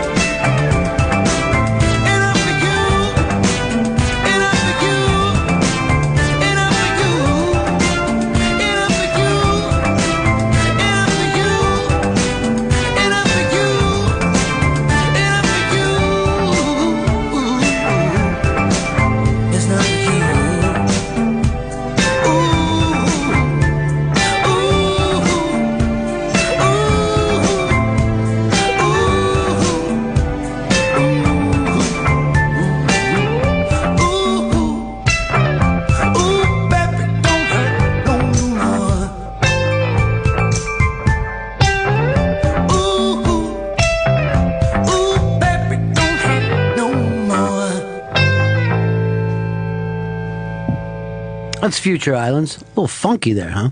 Got real funky. Got a little funky for us. What's the name of that song? Doves. Doves. Sexy snow music. It is kind of. It is. It's snowing out there. Well, you know, I have to remember it's national, so Right. we're just outside of our window. It's snowing all over Times Square, and it's accumulating. I'm going to make the call right now. Keep the kids home from school. I never got a chance to do that on the radio. I never was able to do numbers like that. Keep the kids home. Keep them home. Just tell your teacher you heard it on the radio. We don't have to go in today. Safety first. You got to do safety first. It is Bennington. I'm Ron Bennington. This is Gail Bennington. No relation. We are, we're kind of into this, Future Islands thing, but at the same time, by the way, is that the same as Lonely Island? Is it a different? It's a different island altogether. Different altogether. I thought maybe some of the members would have been the same. Different island. Because both of the bands are pretty funny. They are both kind of comical. If I said anything to Future Island, I would be like this. I was a producer. You got any parody songs? There's also a Fang Island. There's a lot of islands going on. Island is to this age what the term soul was to every band in the 90s. Yes. Soul Coughing, Soul Asylum, Soul. I guess just two. Just two. Soul to Soul, De La Soul. Soya Roll. I made that one up. Yeah. Soul Out. That would have been the whole thing, I guess. Yeah. Soul to Soul. Now, this is I had this guy on my show yesterday. Very polarizing to people. And he is a rock and roll guy from like the 70s. And he's the guy who put together a lot of bands, and he booked all the Allman Brothers stuff and Alice Cooper, and he put really the first big traveling stadium show where they went out and played racetracks. It was almost like if you would have Woodstock just tour. His name is Johnny Podell. So he was telling me, and I mean, this is a real New York street guy. And he has been, like, he did that shit, and then he also had, like, the stadium tours with NSYNC and Britney in the, at the turn of the millennium, right? So, I mean, like, it's just, like, there's a part of him, like, he's where the groove is, but at the same time, if there's something to be made, if there's the next wave. So he said he believes this. We had rock and roll, and then we had technology. And the kids would... If you ask kids to say, do you pick your music or your phone, they're going to pick their phone. A generation now feels about technology and social media and their phone the way I felt about rock and roll, the way me and my friends felt about rock and roll.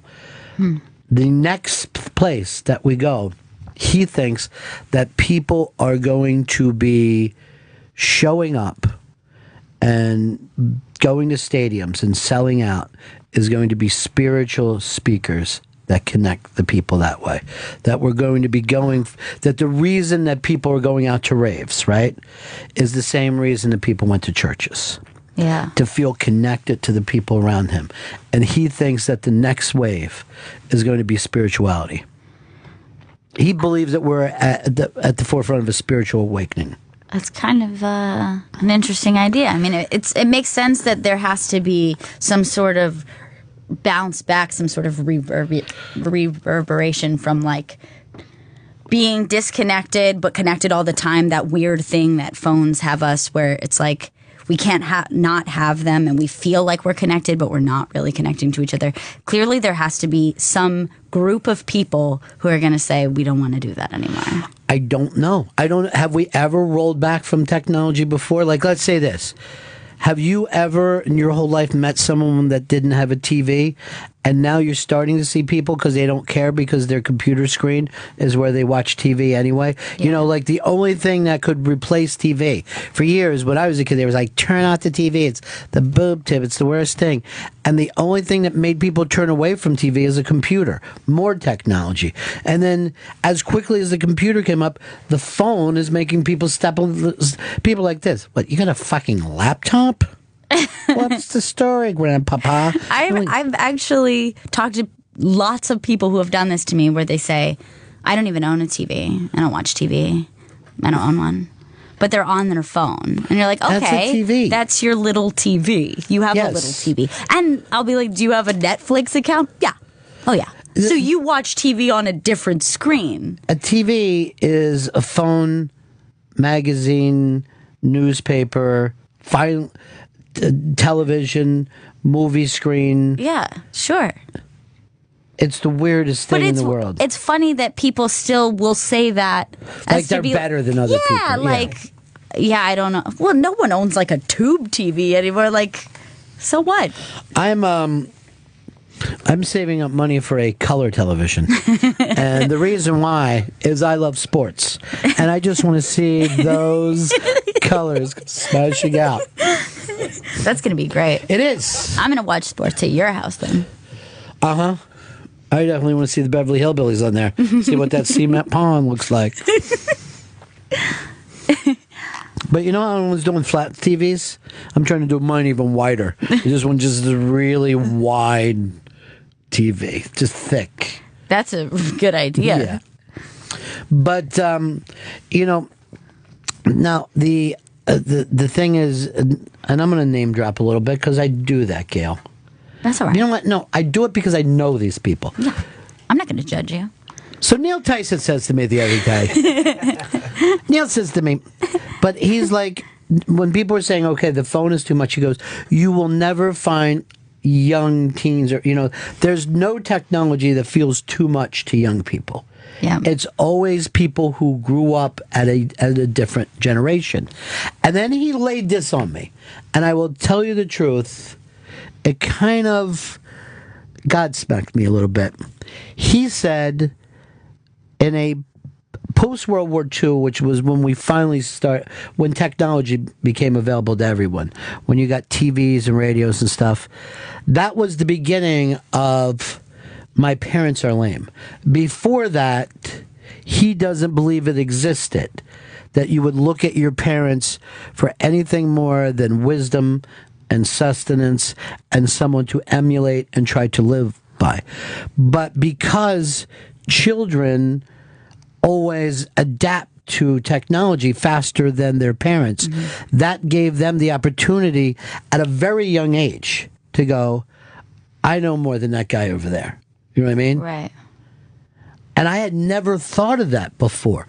But it's a real stumbling block now because, A, how are you supposed to parent your kid in a world that you never lived in? Sure. The advice that you could give your kid is, if you know what, put down that phone and go outside and play kickball and hide the can and jump trains. You know, whatever they did when they were younger. You know what I mean? Like, you're trying to say, be a regular kid. Like, go outside and turn that. It might be the worst advice ever. You know what I mean?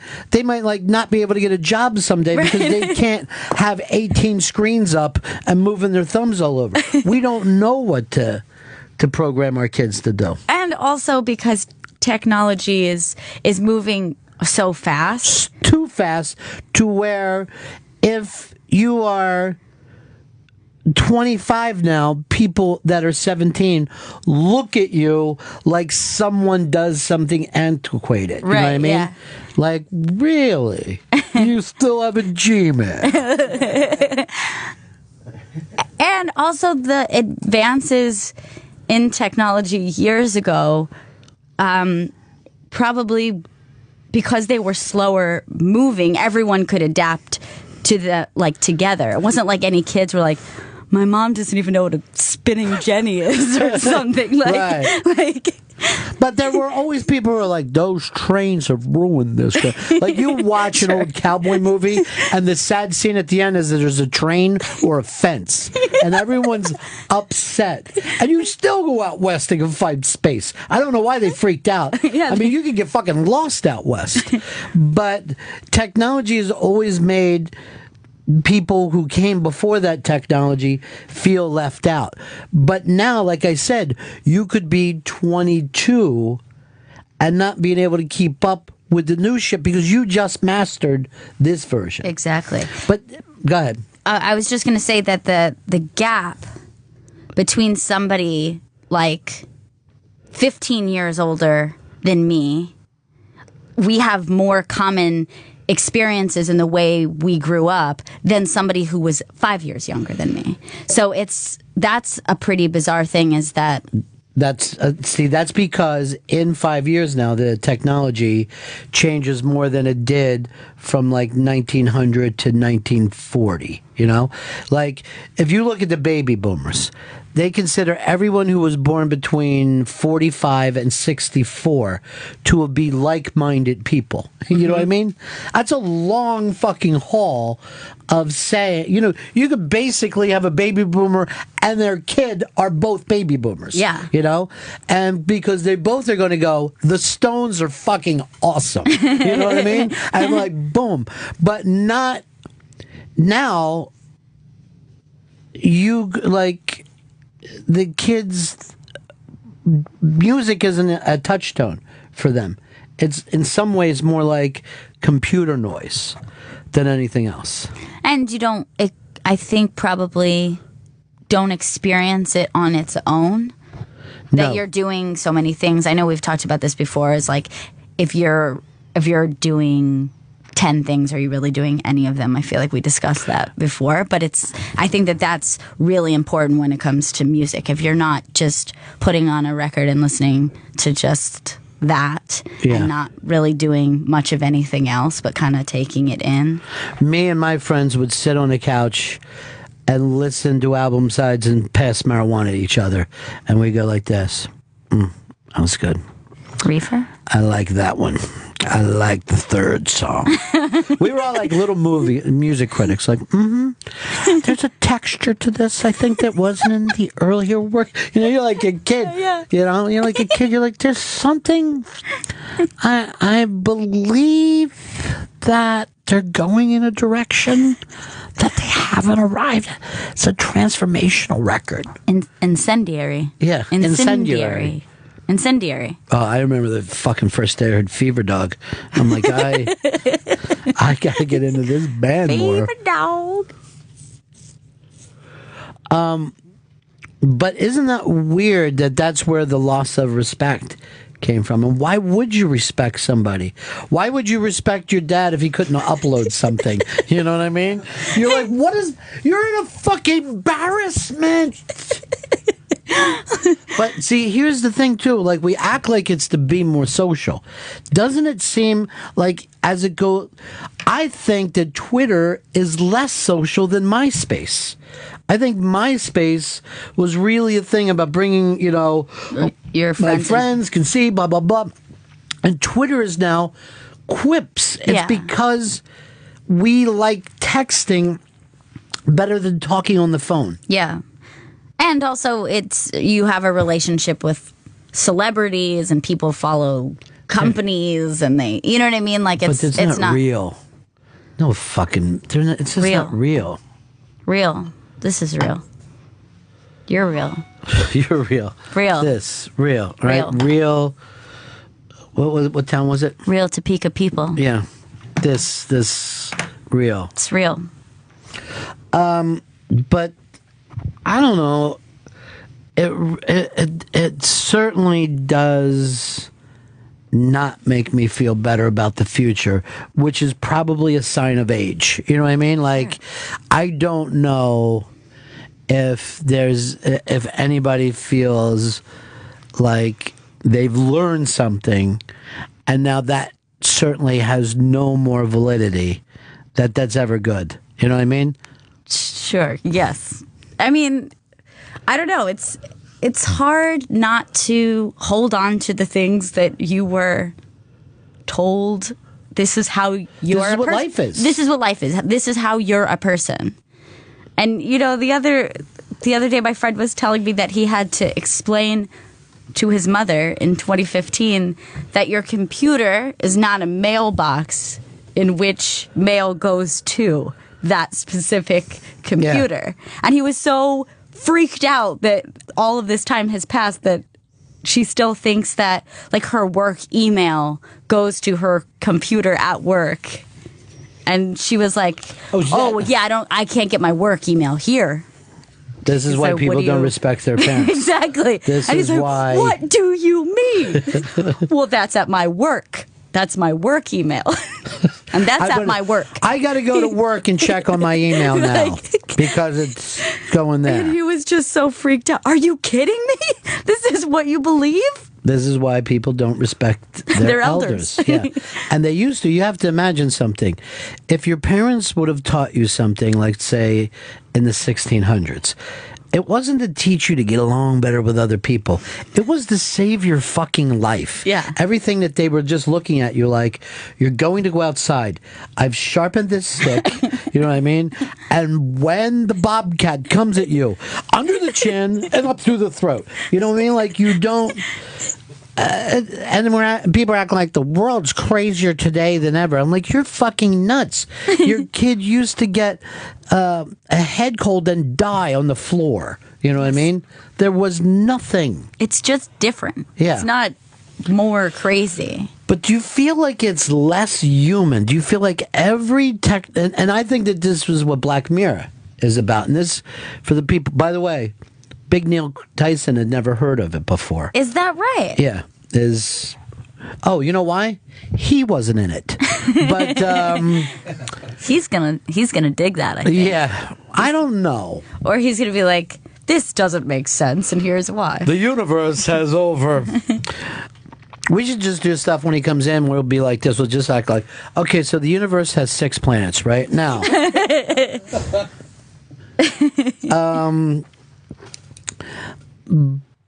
But the weirdness of Black Mirror is that it shows you how technology can go so far that you wouldn't want it. Yes. I will tell people this, and I remember at a time, and it wasn't that long ago, that you went to work, you did your work, you went home from work, and you had your life. If your boss called you at home, you would feel like, did I leave the place on fire? You know what I mean? Now, people are expected to stay in touch 24 hours a day, where your boss can send you a message at 11, 12 o'clock at night instead of the next morning. You know what I mean? Insane. You know, normally you would come in and your boss would have these memos lined up. Now the memos come to your house 8 o'clock at night, 9 o'clock at night. It doesn't make life any better. And in the same idea, because we're connected to so many different things and we're doing so many things at once, we are always at work, and at work we're never quite at work either, because we're able to text or buy something on Amazon, or you know what I mean? So it's like you're pulling the work day out, but the time that you sit down and do your work is no longer quality either. Well, they have to say to people, we don't want you to look at porn at work. Now, I'm sure in the 1980s, no memo went out, don't bring any porn magazines or porn videotapes to work. You know what I mean? That would have been, we're sending you to a psychiatrist. Right. You have an illness. But I forget who said it, that the work machine and the porn machine are the same exact thing. The work machine and the... Oh, you mean as in your... As the computer, it's the same thing. So, you know, you're working, and then I'm looking at porn. How did that even happen? Well, I think it's kind of hilarious that in every advancement of technology we have, the next step after we invent it is how to incorporate pornography into that thing. And it's been happening forever. It's not anything that's new. It's not anything that's worse. The second someone decided, okay, let's try to, someone created a camera, they were like, and let's take pictures of women. But it gets even weirder than that. It's almost like you should buy stock based on it, because what porn decides to do ends up becoming the thing that's the most successful. So when like DVD came out, there was the laser disc, right? It was like all at the same time, and no one knew who was going to win this, and porn started going more to the DVD, and that's what what it's like. Porn pushes technology. A, they're always the first to buy up and fill up content, and B, they're always driving a lot of things. But I remember when you would come into New York City and Times Square would be, just creepy fucking girl shows. Like even if you saw them, you were like, ugh, I don't believe I'm here. This is disgusting, right? And it was like, isn't this the most awful thing? We have this in our city. And we've moved that out of Times Square and into our homes, our cars, and our work. Yeah. You know what I mean? Like it on some level, it's what we want. But it also, imagine the strangeness that people these days would do if they did have to go back in time. Like people always like, I'd like to go back and be in the 1930s. You'd be like this all the time. Let's go, mama. People talk. They took their time. Yeah. People on Sundays would sit on the front porch and relax, drinking nice iced tea or grandma's lemonade. They weren't like, just texting, moving. You need so much more. It's like we're meth heads. People can't even sit down and have dinner with one another without.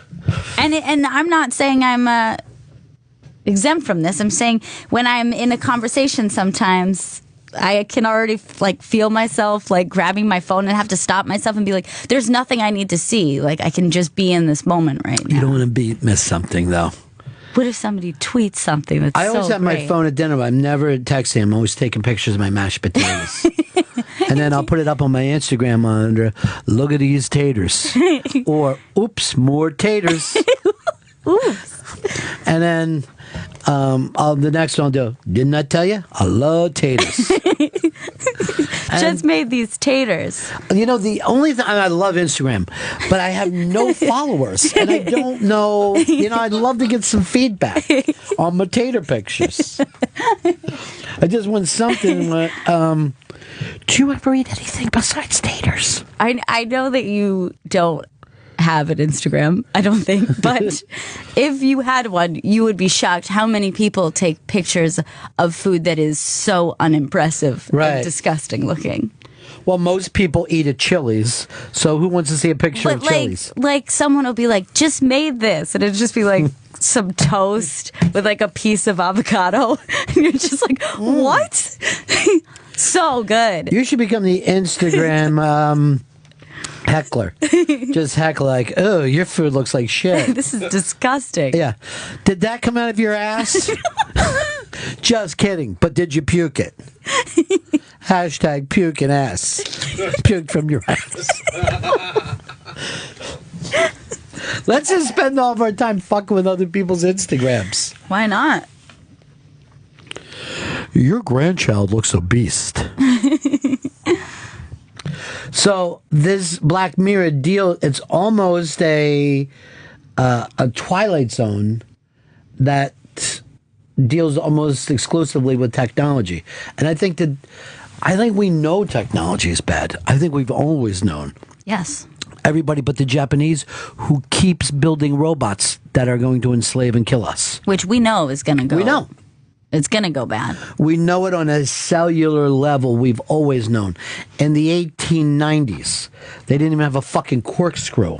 And yet, Jules Verne is like, "Don't fuck with robots." Right. He's just writing it constantly. Robots are going nuts. And the people there are like, "You mean a rowboat? No! No, a robot. What is that? Something that hasn't even been invented yet is going to kill us." We know it. We also fear technology, so I guess it's because of what you're saying, because it's something that changes within your lifetime, but we're fascinated by it and completely terrified. Well, we know it changes us, and we know it changes the people around us. So we're always afraid of those sci-fis where people look like kind of glossed over and weirded out, and and you're like, oh, and when you're talking to your chick and she's looking at a little glowing box with her thumbs going back and forth instead of paying attention to you when you're trying to tell her what a jerk your boss is. You know, or the stories that I'm always trying to tell about those fat cats down in Washington. That's why I want to take over for these cartoonist guys.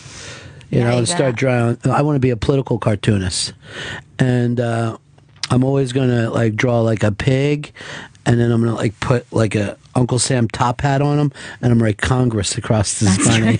That's good. Yeah, that's your first one. Yeah, that's great. And the thing at the bottom I'm gonna put is like, I eat my own shit. You know, because I'm gonna stay edgy like those fucking guys. I always like that in their symbolic cartoons. It always has to like wear a little shirt that says Congress Right. or like just its foot is like Republicans. Yeah, GOP. They always write GOP instead. And so, you know, then they're farting and it just says tax waste. You know, you're like, really? That's what you work on as an adult?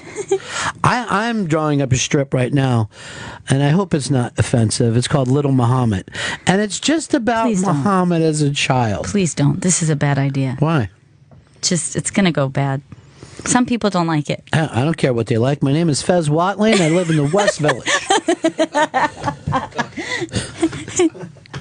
If you have something to say about it, come on down. I got an idea. It's kind of like the Far Side. I call it Muhammad, and it's just this cow that the other cows are listening to. They just jokes. Yeah. He's just kidding. And I'm like, I want you guys to fly into some barns. No. Barns! You son of a bitch! This is not a firing squad. So you're watching the Black Mirror. You've watched the first season. First episode is the president who gets... the prime minister is... Yeah, you don't want to give that away. Don't want to give it away, but it's pretty disturbing. Second one is like... I consider that one American Idol meets Candy Crush. Yes. What if you were inside Candy Crush and you lived there? And like that part of Wall-E where everyone's like on little motorized scooters and stuff. Okay, all right. Combine that in there. And then the third one is the mirrors, the memory eyes. Yes. So you have a chip that's implanted in you. We should say this. Spoiler alert if you don't want to hear about episode 3 of Black Mirror. But you have Spoiler alert. This gives you an opportunity to turn off your radio now if you don't want to hear about the third episode of a British TV show. So I'll just give you some time to turn your radio off.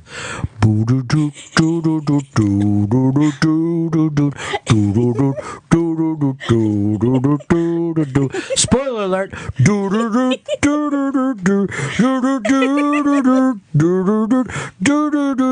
Spoiler alert in 15 seconds.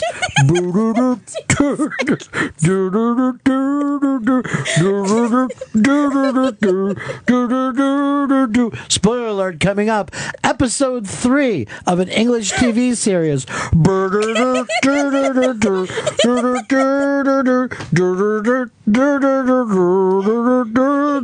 5 seconds until spoiler alert.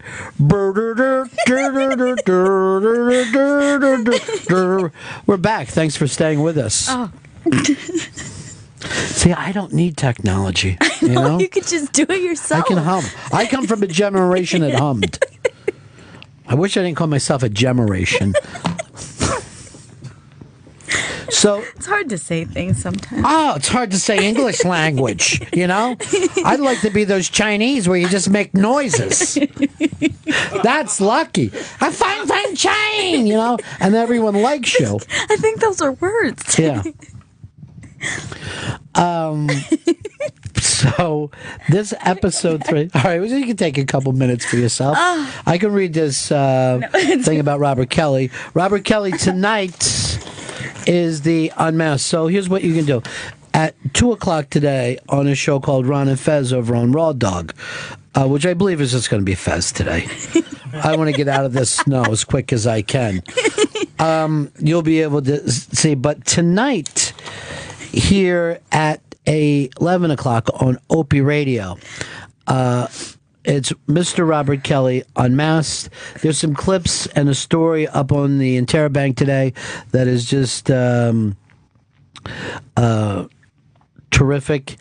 And then right after you listen to that interview, you can watch him tonight on Raw Dog from the Underground. And then it plays again here, 11 a.m. And if you listen closely, you'll be able to hear Opie laughing in the background at his buddy, Robert Kelly. So now that we've given people a chance that don't want their alerts spoiled, there's some kind of chip that you get that your memory is saved and you can replay it anytime that you want. And the question, or show it on the screen and show it to other people. Like, here's what happened at work today. What do you think? Yeah. The weird thing about this technology is, it could happen sooner or later. Yeah, that's, I think, what's really great about that episode is it's not completely far off from where we're at. Yeah. It kind of felt like that could be where we're going in the near future. Like when you used to watch Star Trek, you're like, oh, I see, this is 400 years in advance or whatever. But now we're always like, it's coming. You know what I mean? The cars are going to look the same. You know what I mean? Like, it's not going to be that different. Right. Now, that one, well, it weirded me out for two reasons. Number one, the fact that you would become obsessed with your own past.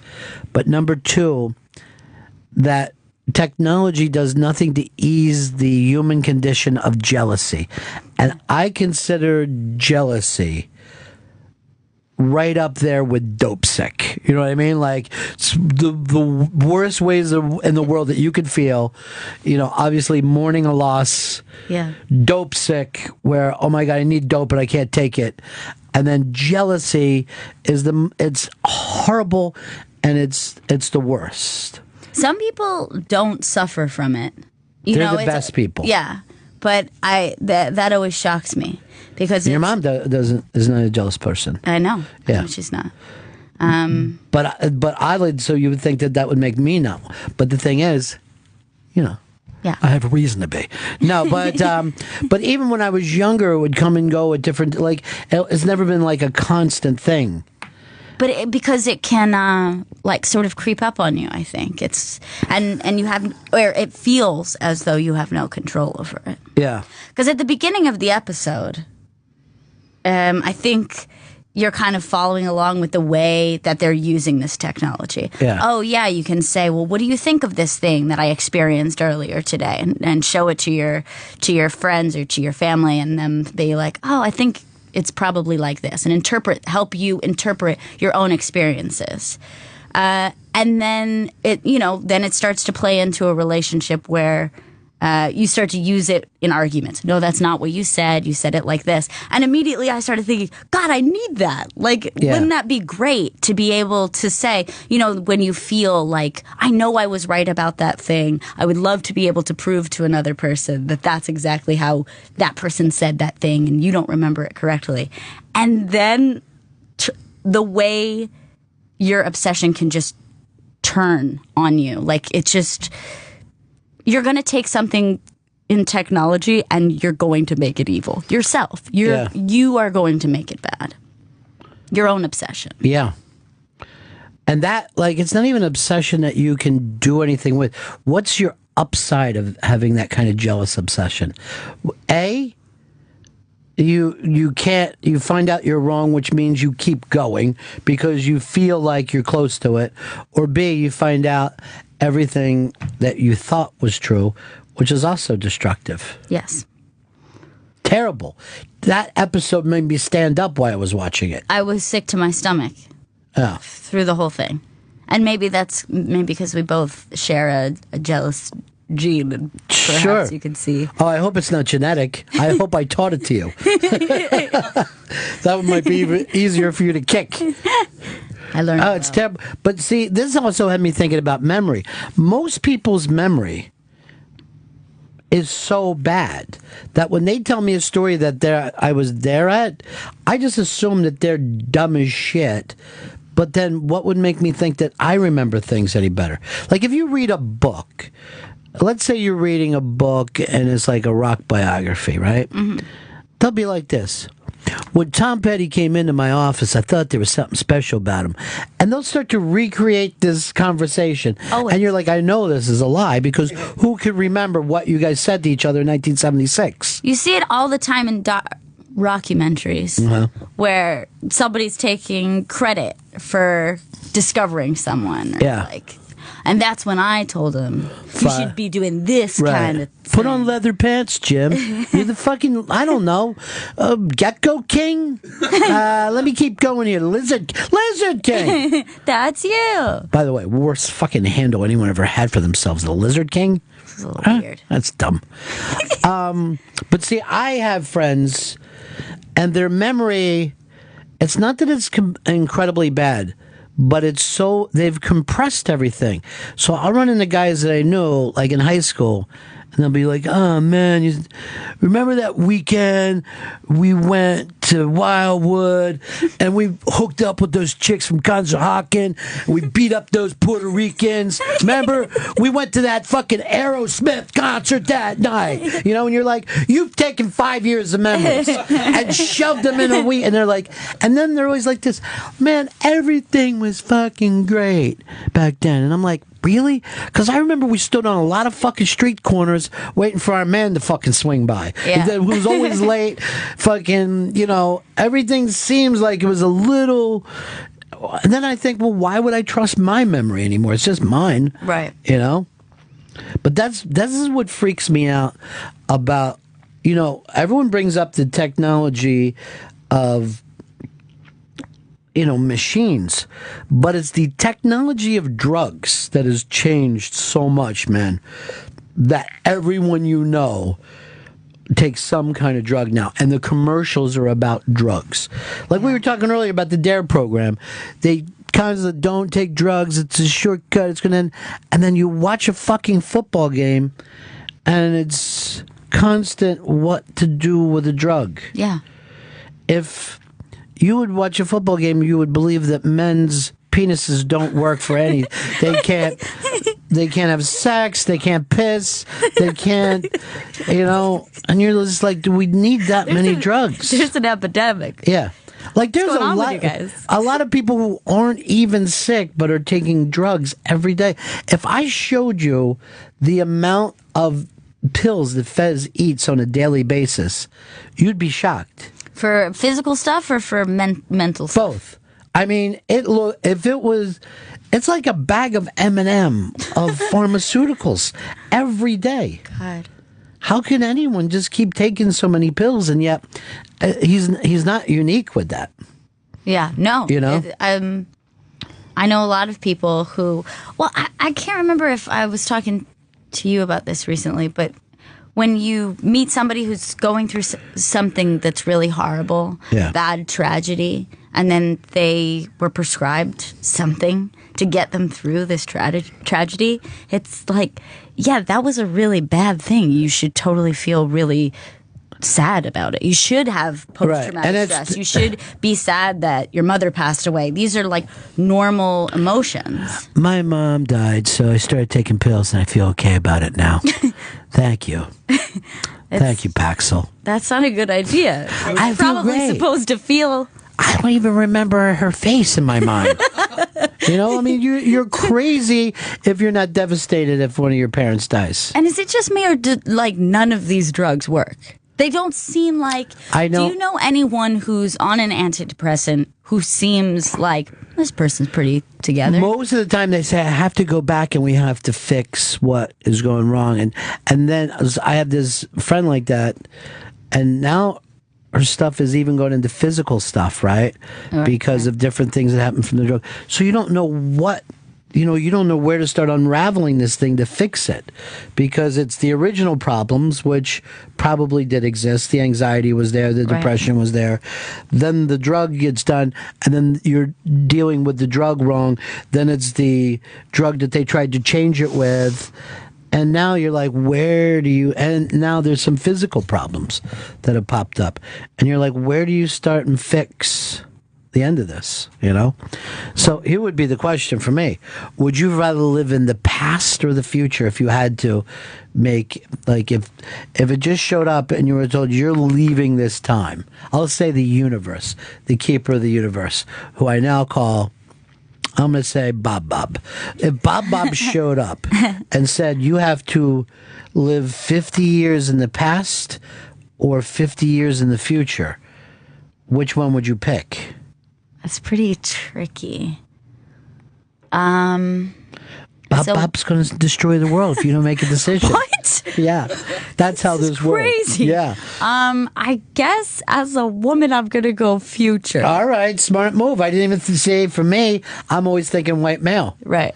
But if you probably went in the past, they would just throw you into a pen and sell you in the town square. Exactly.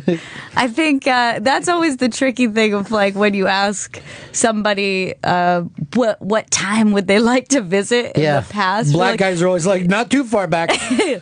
Not too far back. Yesterday, I guess. 90s?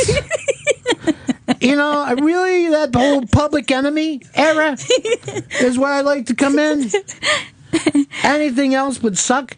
See, that's weird because this is why it's hard. All I thought of is as a white guy. You know what I mean? Sure. But there's like no black dudes. And I'd love to be back in the Middle Ages. That's not going to go well for him. So future. I guess. 'Cause I kind of feel like the future sucks. I really believe that. I think it might. Yeah. It's probably going to. And we're going to have our memories stored in our... No, I don't. I'm going to go chipless. I ain't going to do it, dude. Well, that's what I'm saying. There's going to be a group of people. Maybe it's these the spiritual movement. Maybe they'll be the chipless. Johnny Podell and his fucking band of gypsies. It was very weird because we yesterday I was talking with Big Neil, and he came. Neil Tyson was talking about the universe, and we got into atoms and stuff like that. And Johnny Podell comes in from a whole different. Man, there's spirits all around us, dude. Wow, couldn't be more different. I know. I would like to be a preacher like that for those people, and I would just be like this: spin and win, whatever it stops on's what you get, bear dog. Every time, everybody's a winner. Step one up, knock the bottles down. It's the same thing. They're all carnies. But it makes you feel good. No one ever left a carnival saying I feel bad about myself. No. Did you ever read a book by Gary Steinhardt called "It's like super sad true love story"? Mm-mm. You would dig. This is for you. Okay. Put it on your Kindle queue. Is there a Kindle queue? I don't know. I don't have one, but... You don't have a Kindle? No. I remember giving you a Kindle one year. I gave it to my brother. But now I kind of wish that I had it. It was a Christmas present. I'm sorry. He really seemed to want it. Right. But I regret it now. I regret it too. I'm going to ask for it back. All right, well, I'm going to get you the actual book then.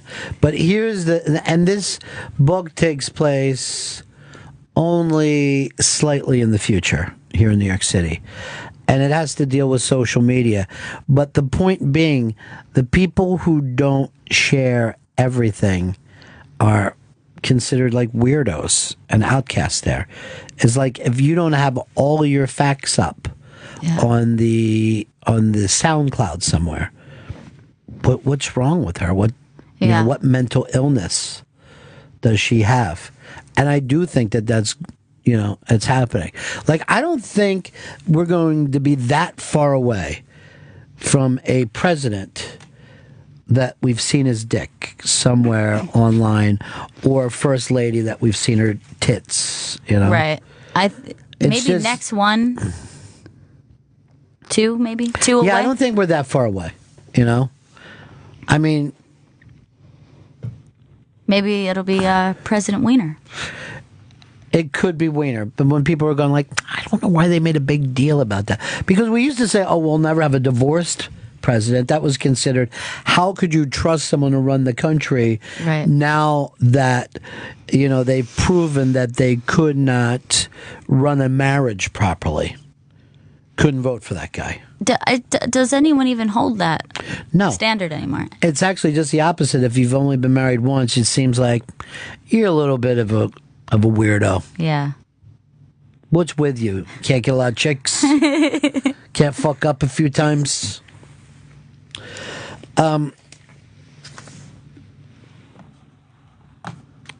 Let's go over here to...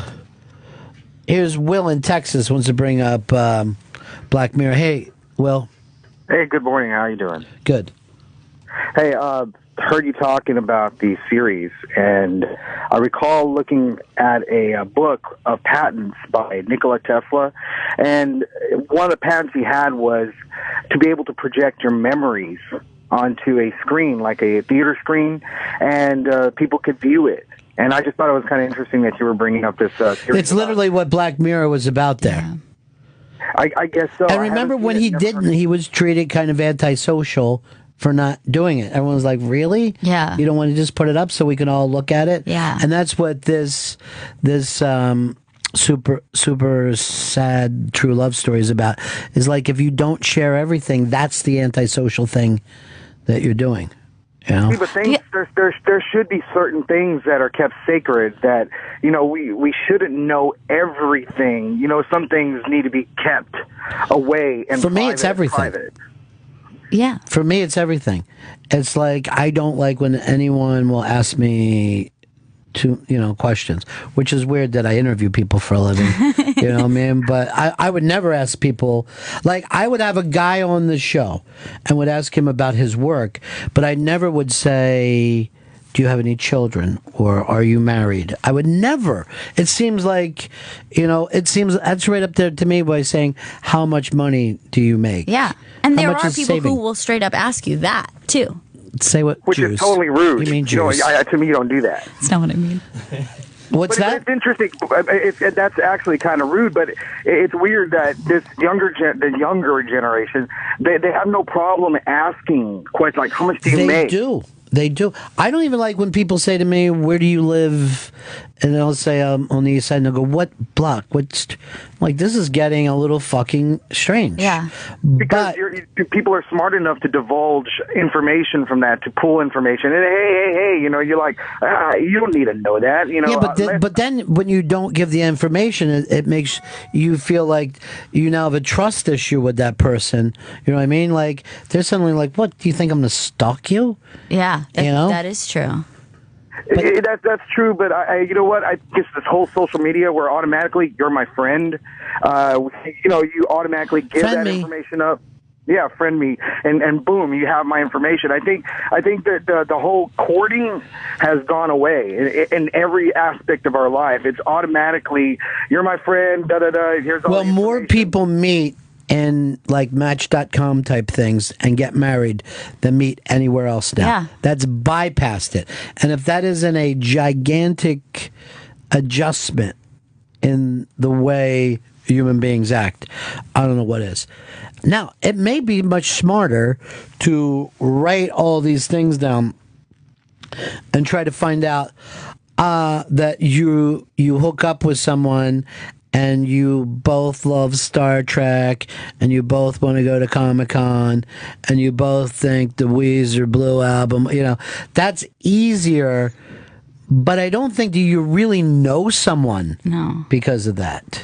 There's also a lot of people who you have common interests with that you wouldn't like. Just because you like the same things doesn't mean that you are partner going to... up. Yeah. And it's actually pretty common to get along with someone, live with them comfortably, be attracted to them, and have different interests. It's a good thing. Right. So all these people on like Tinder and like Match.com or whatever, everyone is looking by common interest. Yeah. I don't know if that's necessarily Yeah, you're right, because if you partner up with somebody, let's say in a business, you want to have different skills. Right. And it also works well in a relationship, particularly if you're going to bring kids into it, because then people can do different jobs without, just always being together all the time. Those people are fucking nuts. Sure. But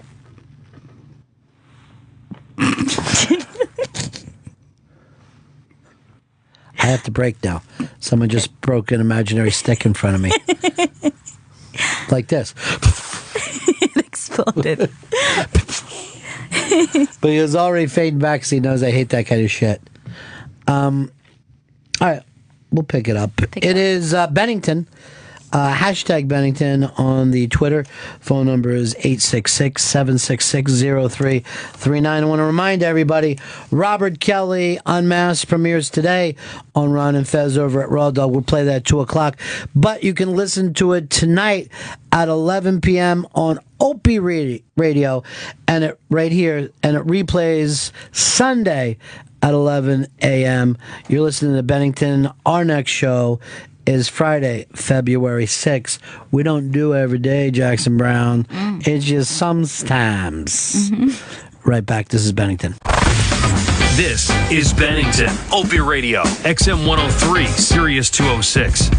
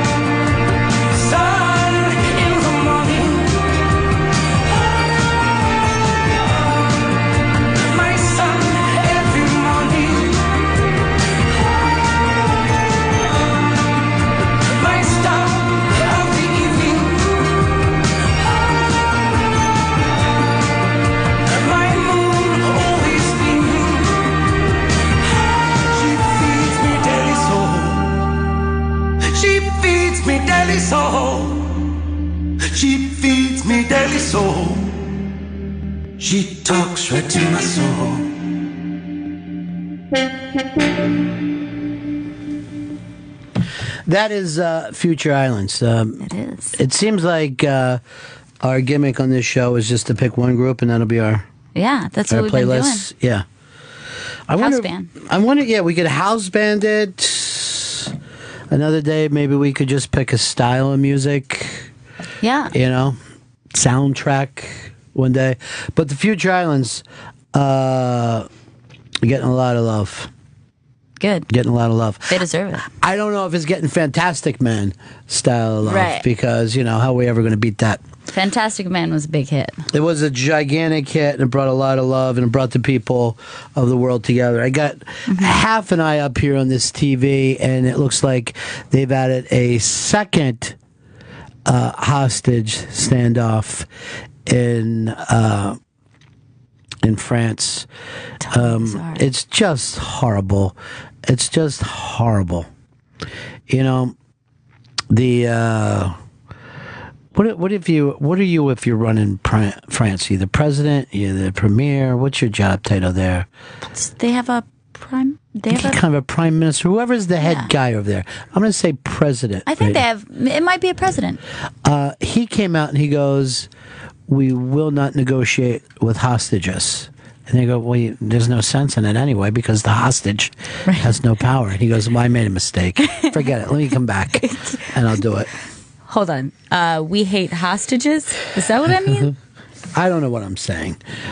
Here's Will in Chicago. Having some beautiful weather in Chicago this week, aren't you, Will? Oh, it's great. Yeah. Great for everything. The lake has frozen over. Oh, no. It's so brutal there. It's pretty damn cold. It's not bad today. It's 5 degrees. 5 degrees. And then the wind chill makes it feel like everyone's dead. Yeah, but it's sunny. What can we do for you, buddy? So, you know, you were talking about watching football and seeing every other commercial being for a pill and, you know, convincing, you know, that it would have seemed that everyone has got some physical ailment or mental ailment, that we're all dysfunctional, right? We need a pill. So I'm actually a doctor, and so Me too. I see these things on a daily basis where, you know, it seems to me it's kind of, you know, the free market will do what it can to make a buck, right? And so it seems to me, at least compared to 15 years ago when I first started, that nobody can cope with anything. You know what I mean? So we have zero coping skills. So why actually have to think about something or put up with something? Can't you just give me a pill? And people come in droves looking for every little thing. They want a pill. Don't you have a pill for that? Isn't there a pill for that? And to me, I think that the bottom line of it is that, you know, we've gotten so soft and lazy, and that we have nothing to really put up with or nothing to deal with. We have zero coping skills, so it becomes chemical coping. Yeah, it's very. I guess. Yeah. I'm sorry, I didn't mean to touch on. No. Well, I'm going to agree with you. It just seemed like for all the books that are out there and all the Dr. Phils, it's people's ability to cope is down so much. I see so many adults that it would just say, "Could you take this off my hands?" I can't imagine any of my father's generation saying, "I have too much. Could you take this from me?" You know what I mean? And no one wants to. I don't know whether somehow we think that things are supposed to go easy, but one thing I've learned from doing all these interviews is just how difficult it is to make things, right? Yeah. I talked to a guy just written a book about Billy Joel, right? And you're like, oh, Billy Joel, he's a talented guy, and he writes sweet pop songs. That seems like a lovely life. It just seems like, honesty. I feel like I could have done it. Yeah. It seems like it's almost easy. And you read this book, and these, you know, he just had to scratch and fight just to get these things done and got shit on, and, you know, there's just nothing easy. And Colin Quinn said something to me the other day that's going to stick with me. He said the cavalry ain't coming, that we have to convince ourselves that there's some part of us that thinks someone is going to discover us or like us or think that we fit in, and they're going to come over and say, "What you do is great. I'm going to put it here." And he said that when he figured out that the cavalry wasn't coming, you know, that's when he started to do his own shit. And I had to admit, I have a fantasy that all the time that someone's going to go, "What you've been doing fits in here perfectly. Do not change." And I always have. I think that a lot of creative people have that fantasy. Yeah. And it's smart to keep it as a fantasy and know that it's not going to happen. I think it stifles a lot of people who want to be great, and you not even just artists, but just want to be great at something. I think that why wouldn't it, be the dream for someone to just be like, no more fighting. You're great just the way you are. You're great. We don't want to change anything.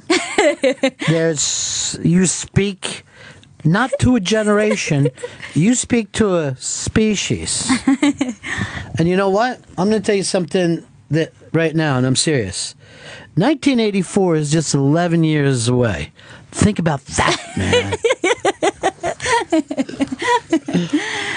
But yeah, like you want that almost like kind of maternal figure to come in and be like, "You're great. Mm-hmm. You don't have to fight anymore.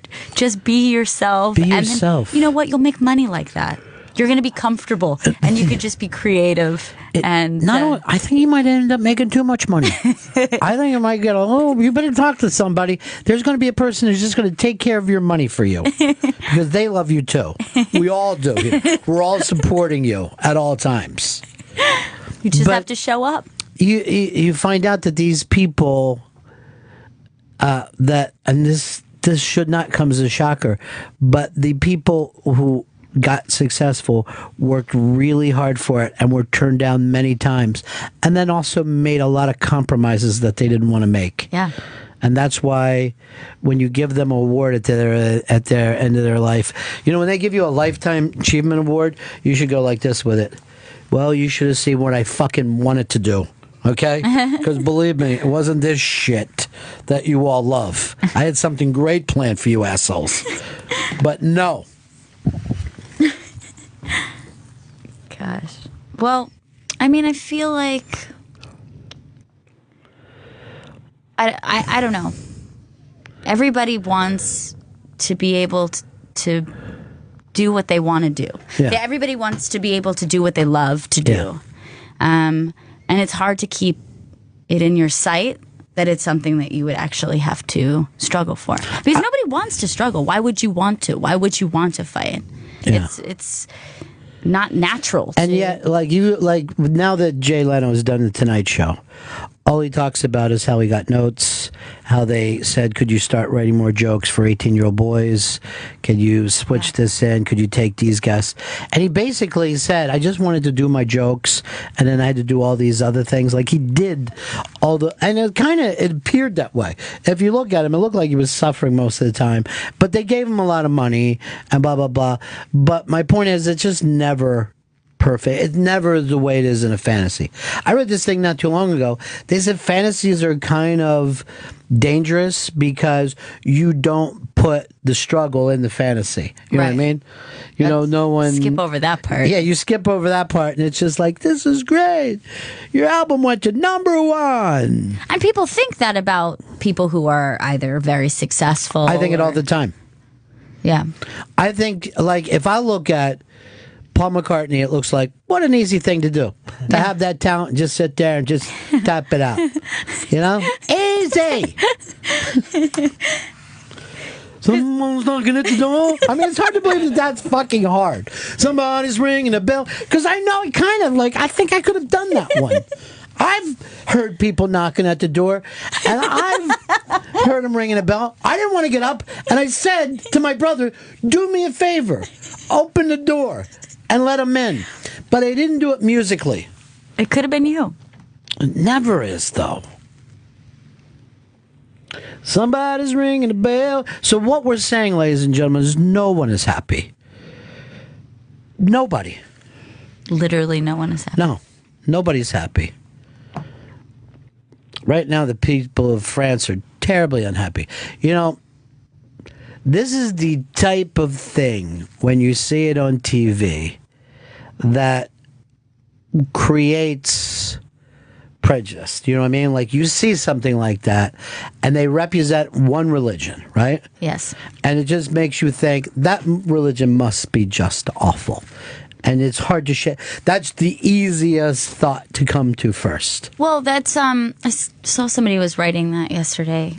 on Twitter somewhere. I can't remember where I saw it, but they were Was saying... it Obama? No, it wasn't Obama. It's really dangerous. He writes it. But when you see a crime committed by a black person, it's like like it's the race. It's for Muslims, it's the religion. Mm-hmm. But if it's like a white male shooter, it's like he was Psychopath. crazed. Yeah. He was a crazy person. But we know that. We have enough evidence to show that that's true. Well, I don't know anything about Muslims. I'm pretty ignorant when it comes to them. Sure. I know two things about them. One, they hate cartoons. Two, they fly directly into buildings. I probably should research them a little more. And they do that thing where they walk around that wheel for some reason.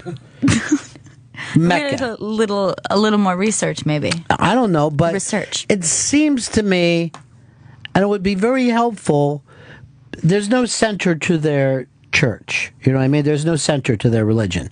Like the Catholics have a pope who, if someone did this for the Catholics, a pope would come out and go, "Oh, well, man, this isn't us at all. I don't get it." But since there doesn't seem to be one leader. Yeah, they need a spokesperson. Well, the thing is, the Jewish religion is the same way. There's no single leader. The Catholic Church is set up like a nice big corporation. Yeah. You know what I mean? It's Walmart. You know what I mean? Mm-hmm. It's for people by poor people. It's for poor people by poor people. It's the FUBU of white people, really. And the Pope would be out to say it.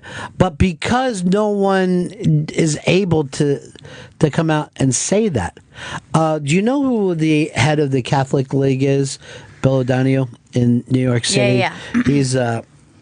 it's best to describe him as a piece of shit floating around in a piss bucket.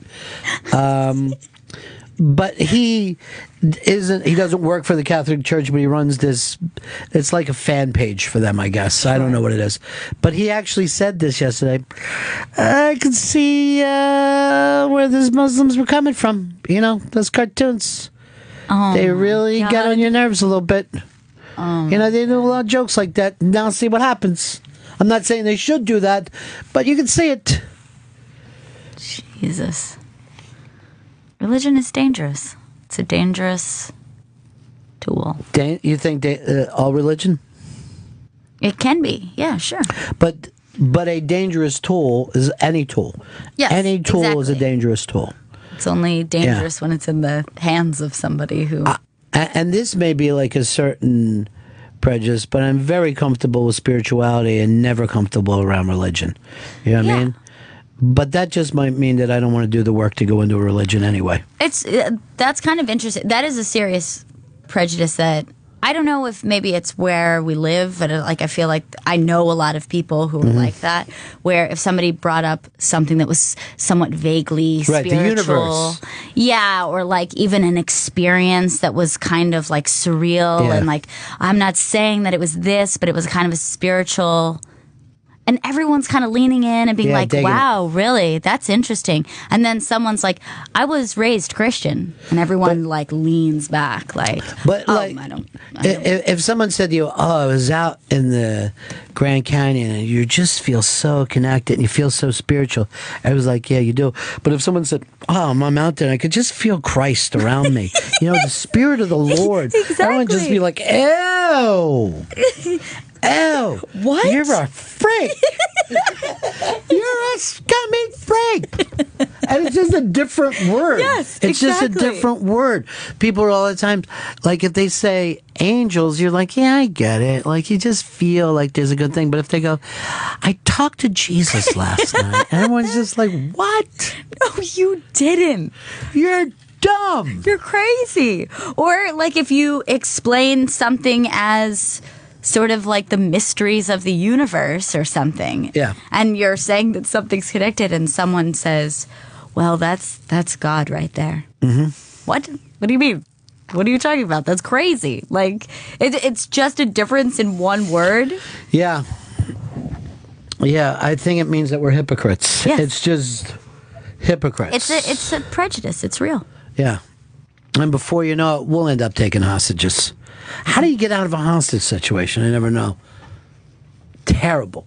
Awful to look at the news today. It's really Brutal, man. Coming up tonight here on Opie Radio, check out Robert Kelly, Unmasked at 11 p.m., replaying again on Sunday here, and you'd hear that all weekend long on Raw Dog as well. I want to tell the folks in the New York area that there is a great pub crawl going on.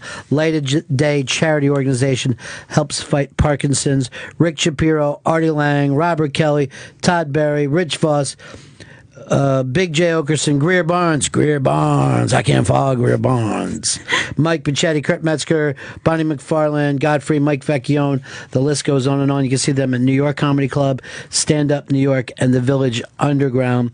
Go over to the interrobang.com to get all the details of that. Oh, we got to wrap this one up. Gail, thanks for hanging out today. Thanks for having me. Good stuff. This show will be back February 6th. I'm going to jot that down. Yeah. Don't jot it. Put it into your phone. I will. And coming up on the Ron and Fez show today, you can hear Robert Kelly, Unmasked. That's it for us, guys. Have a great weekend. See you a little later on the Ron and Fez show.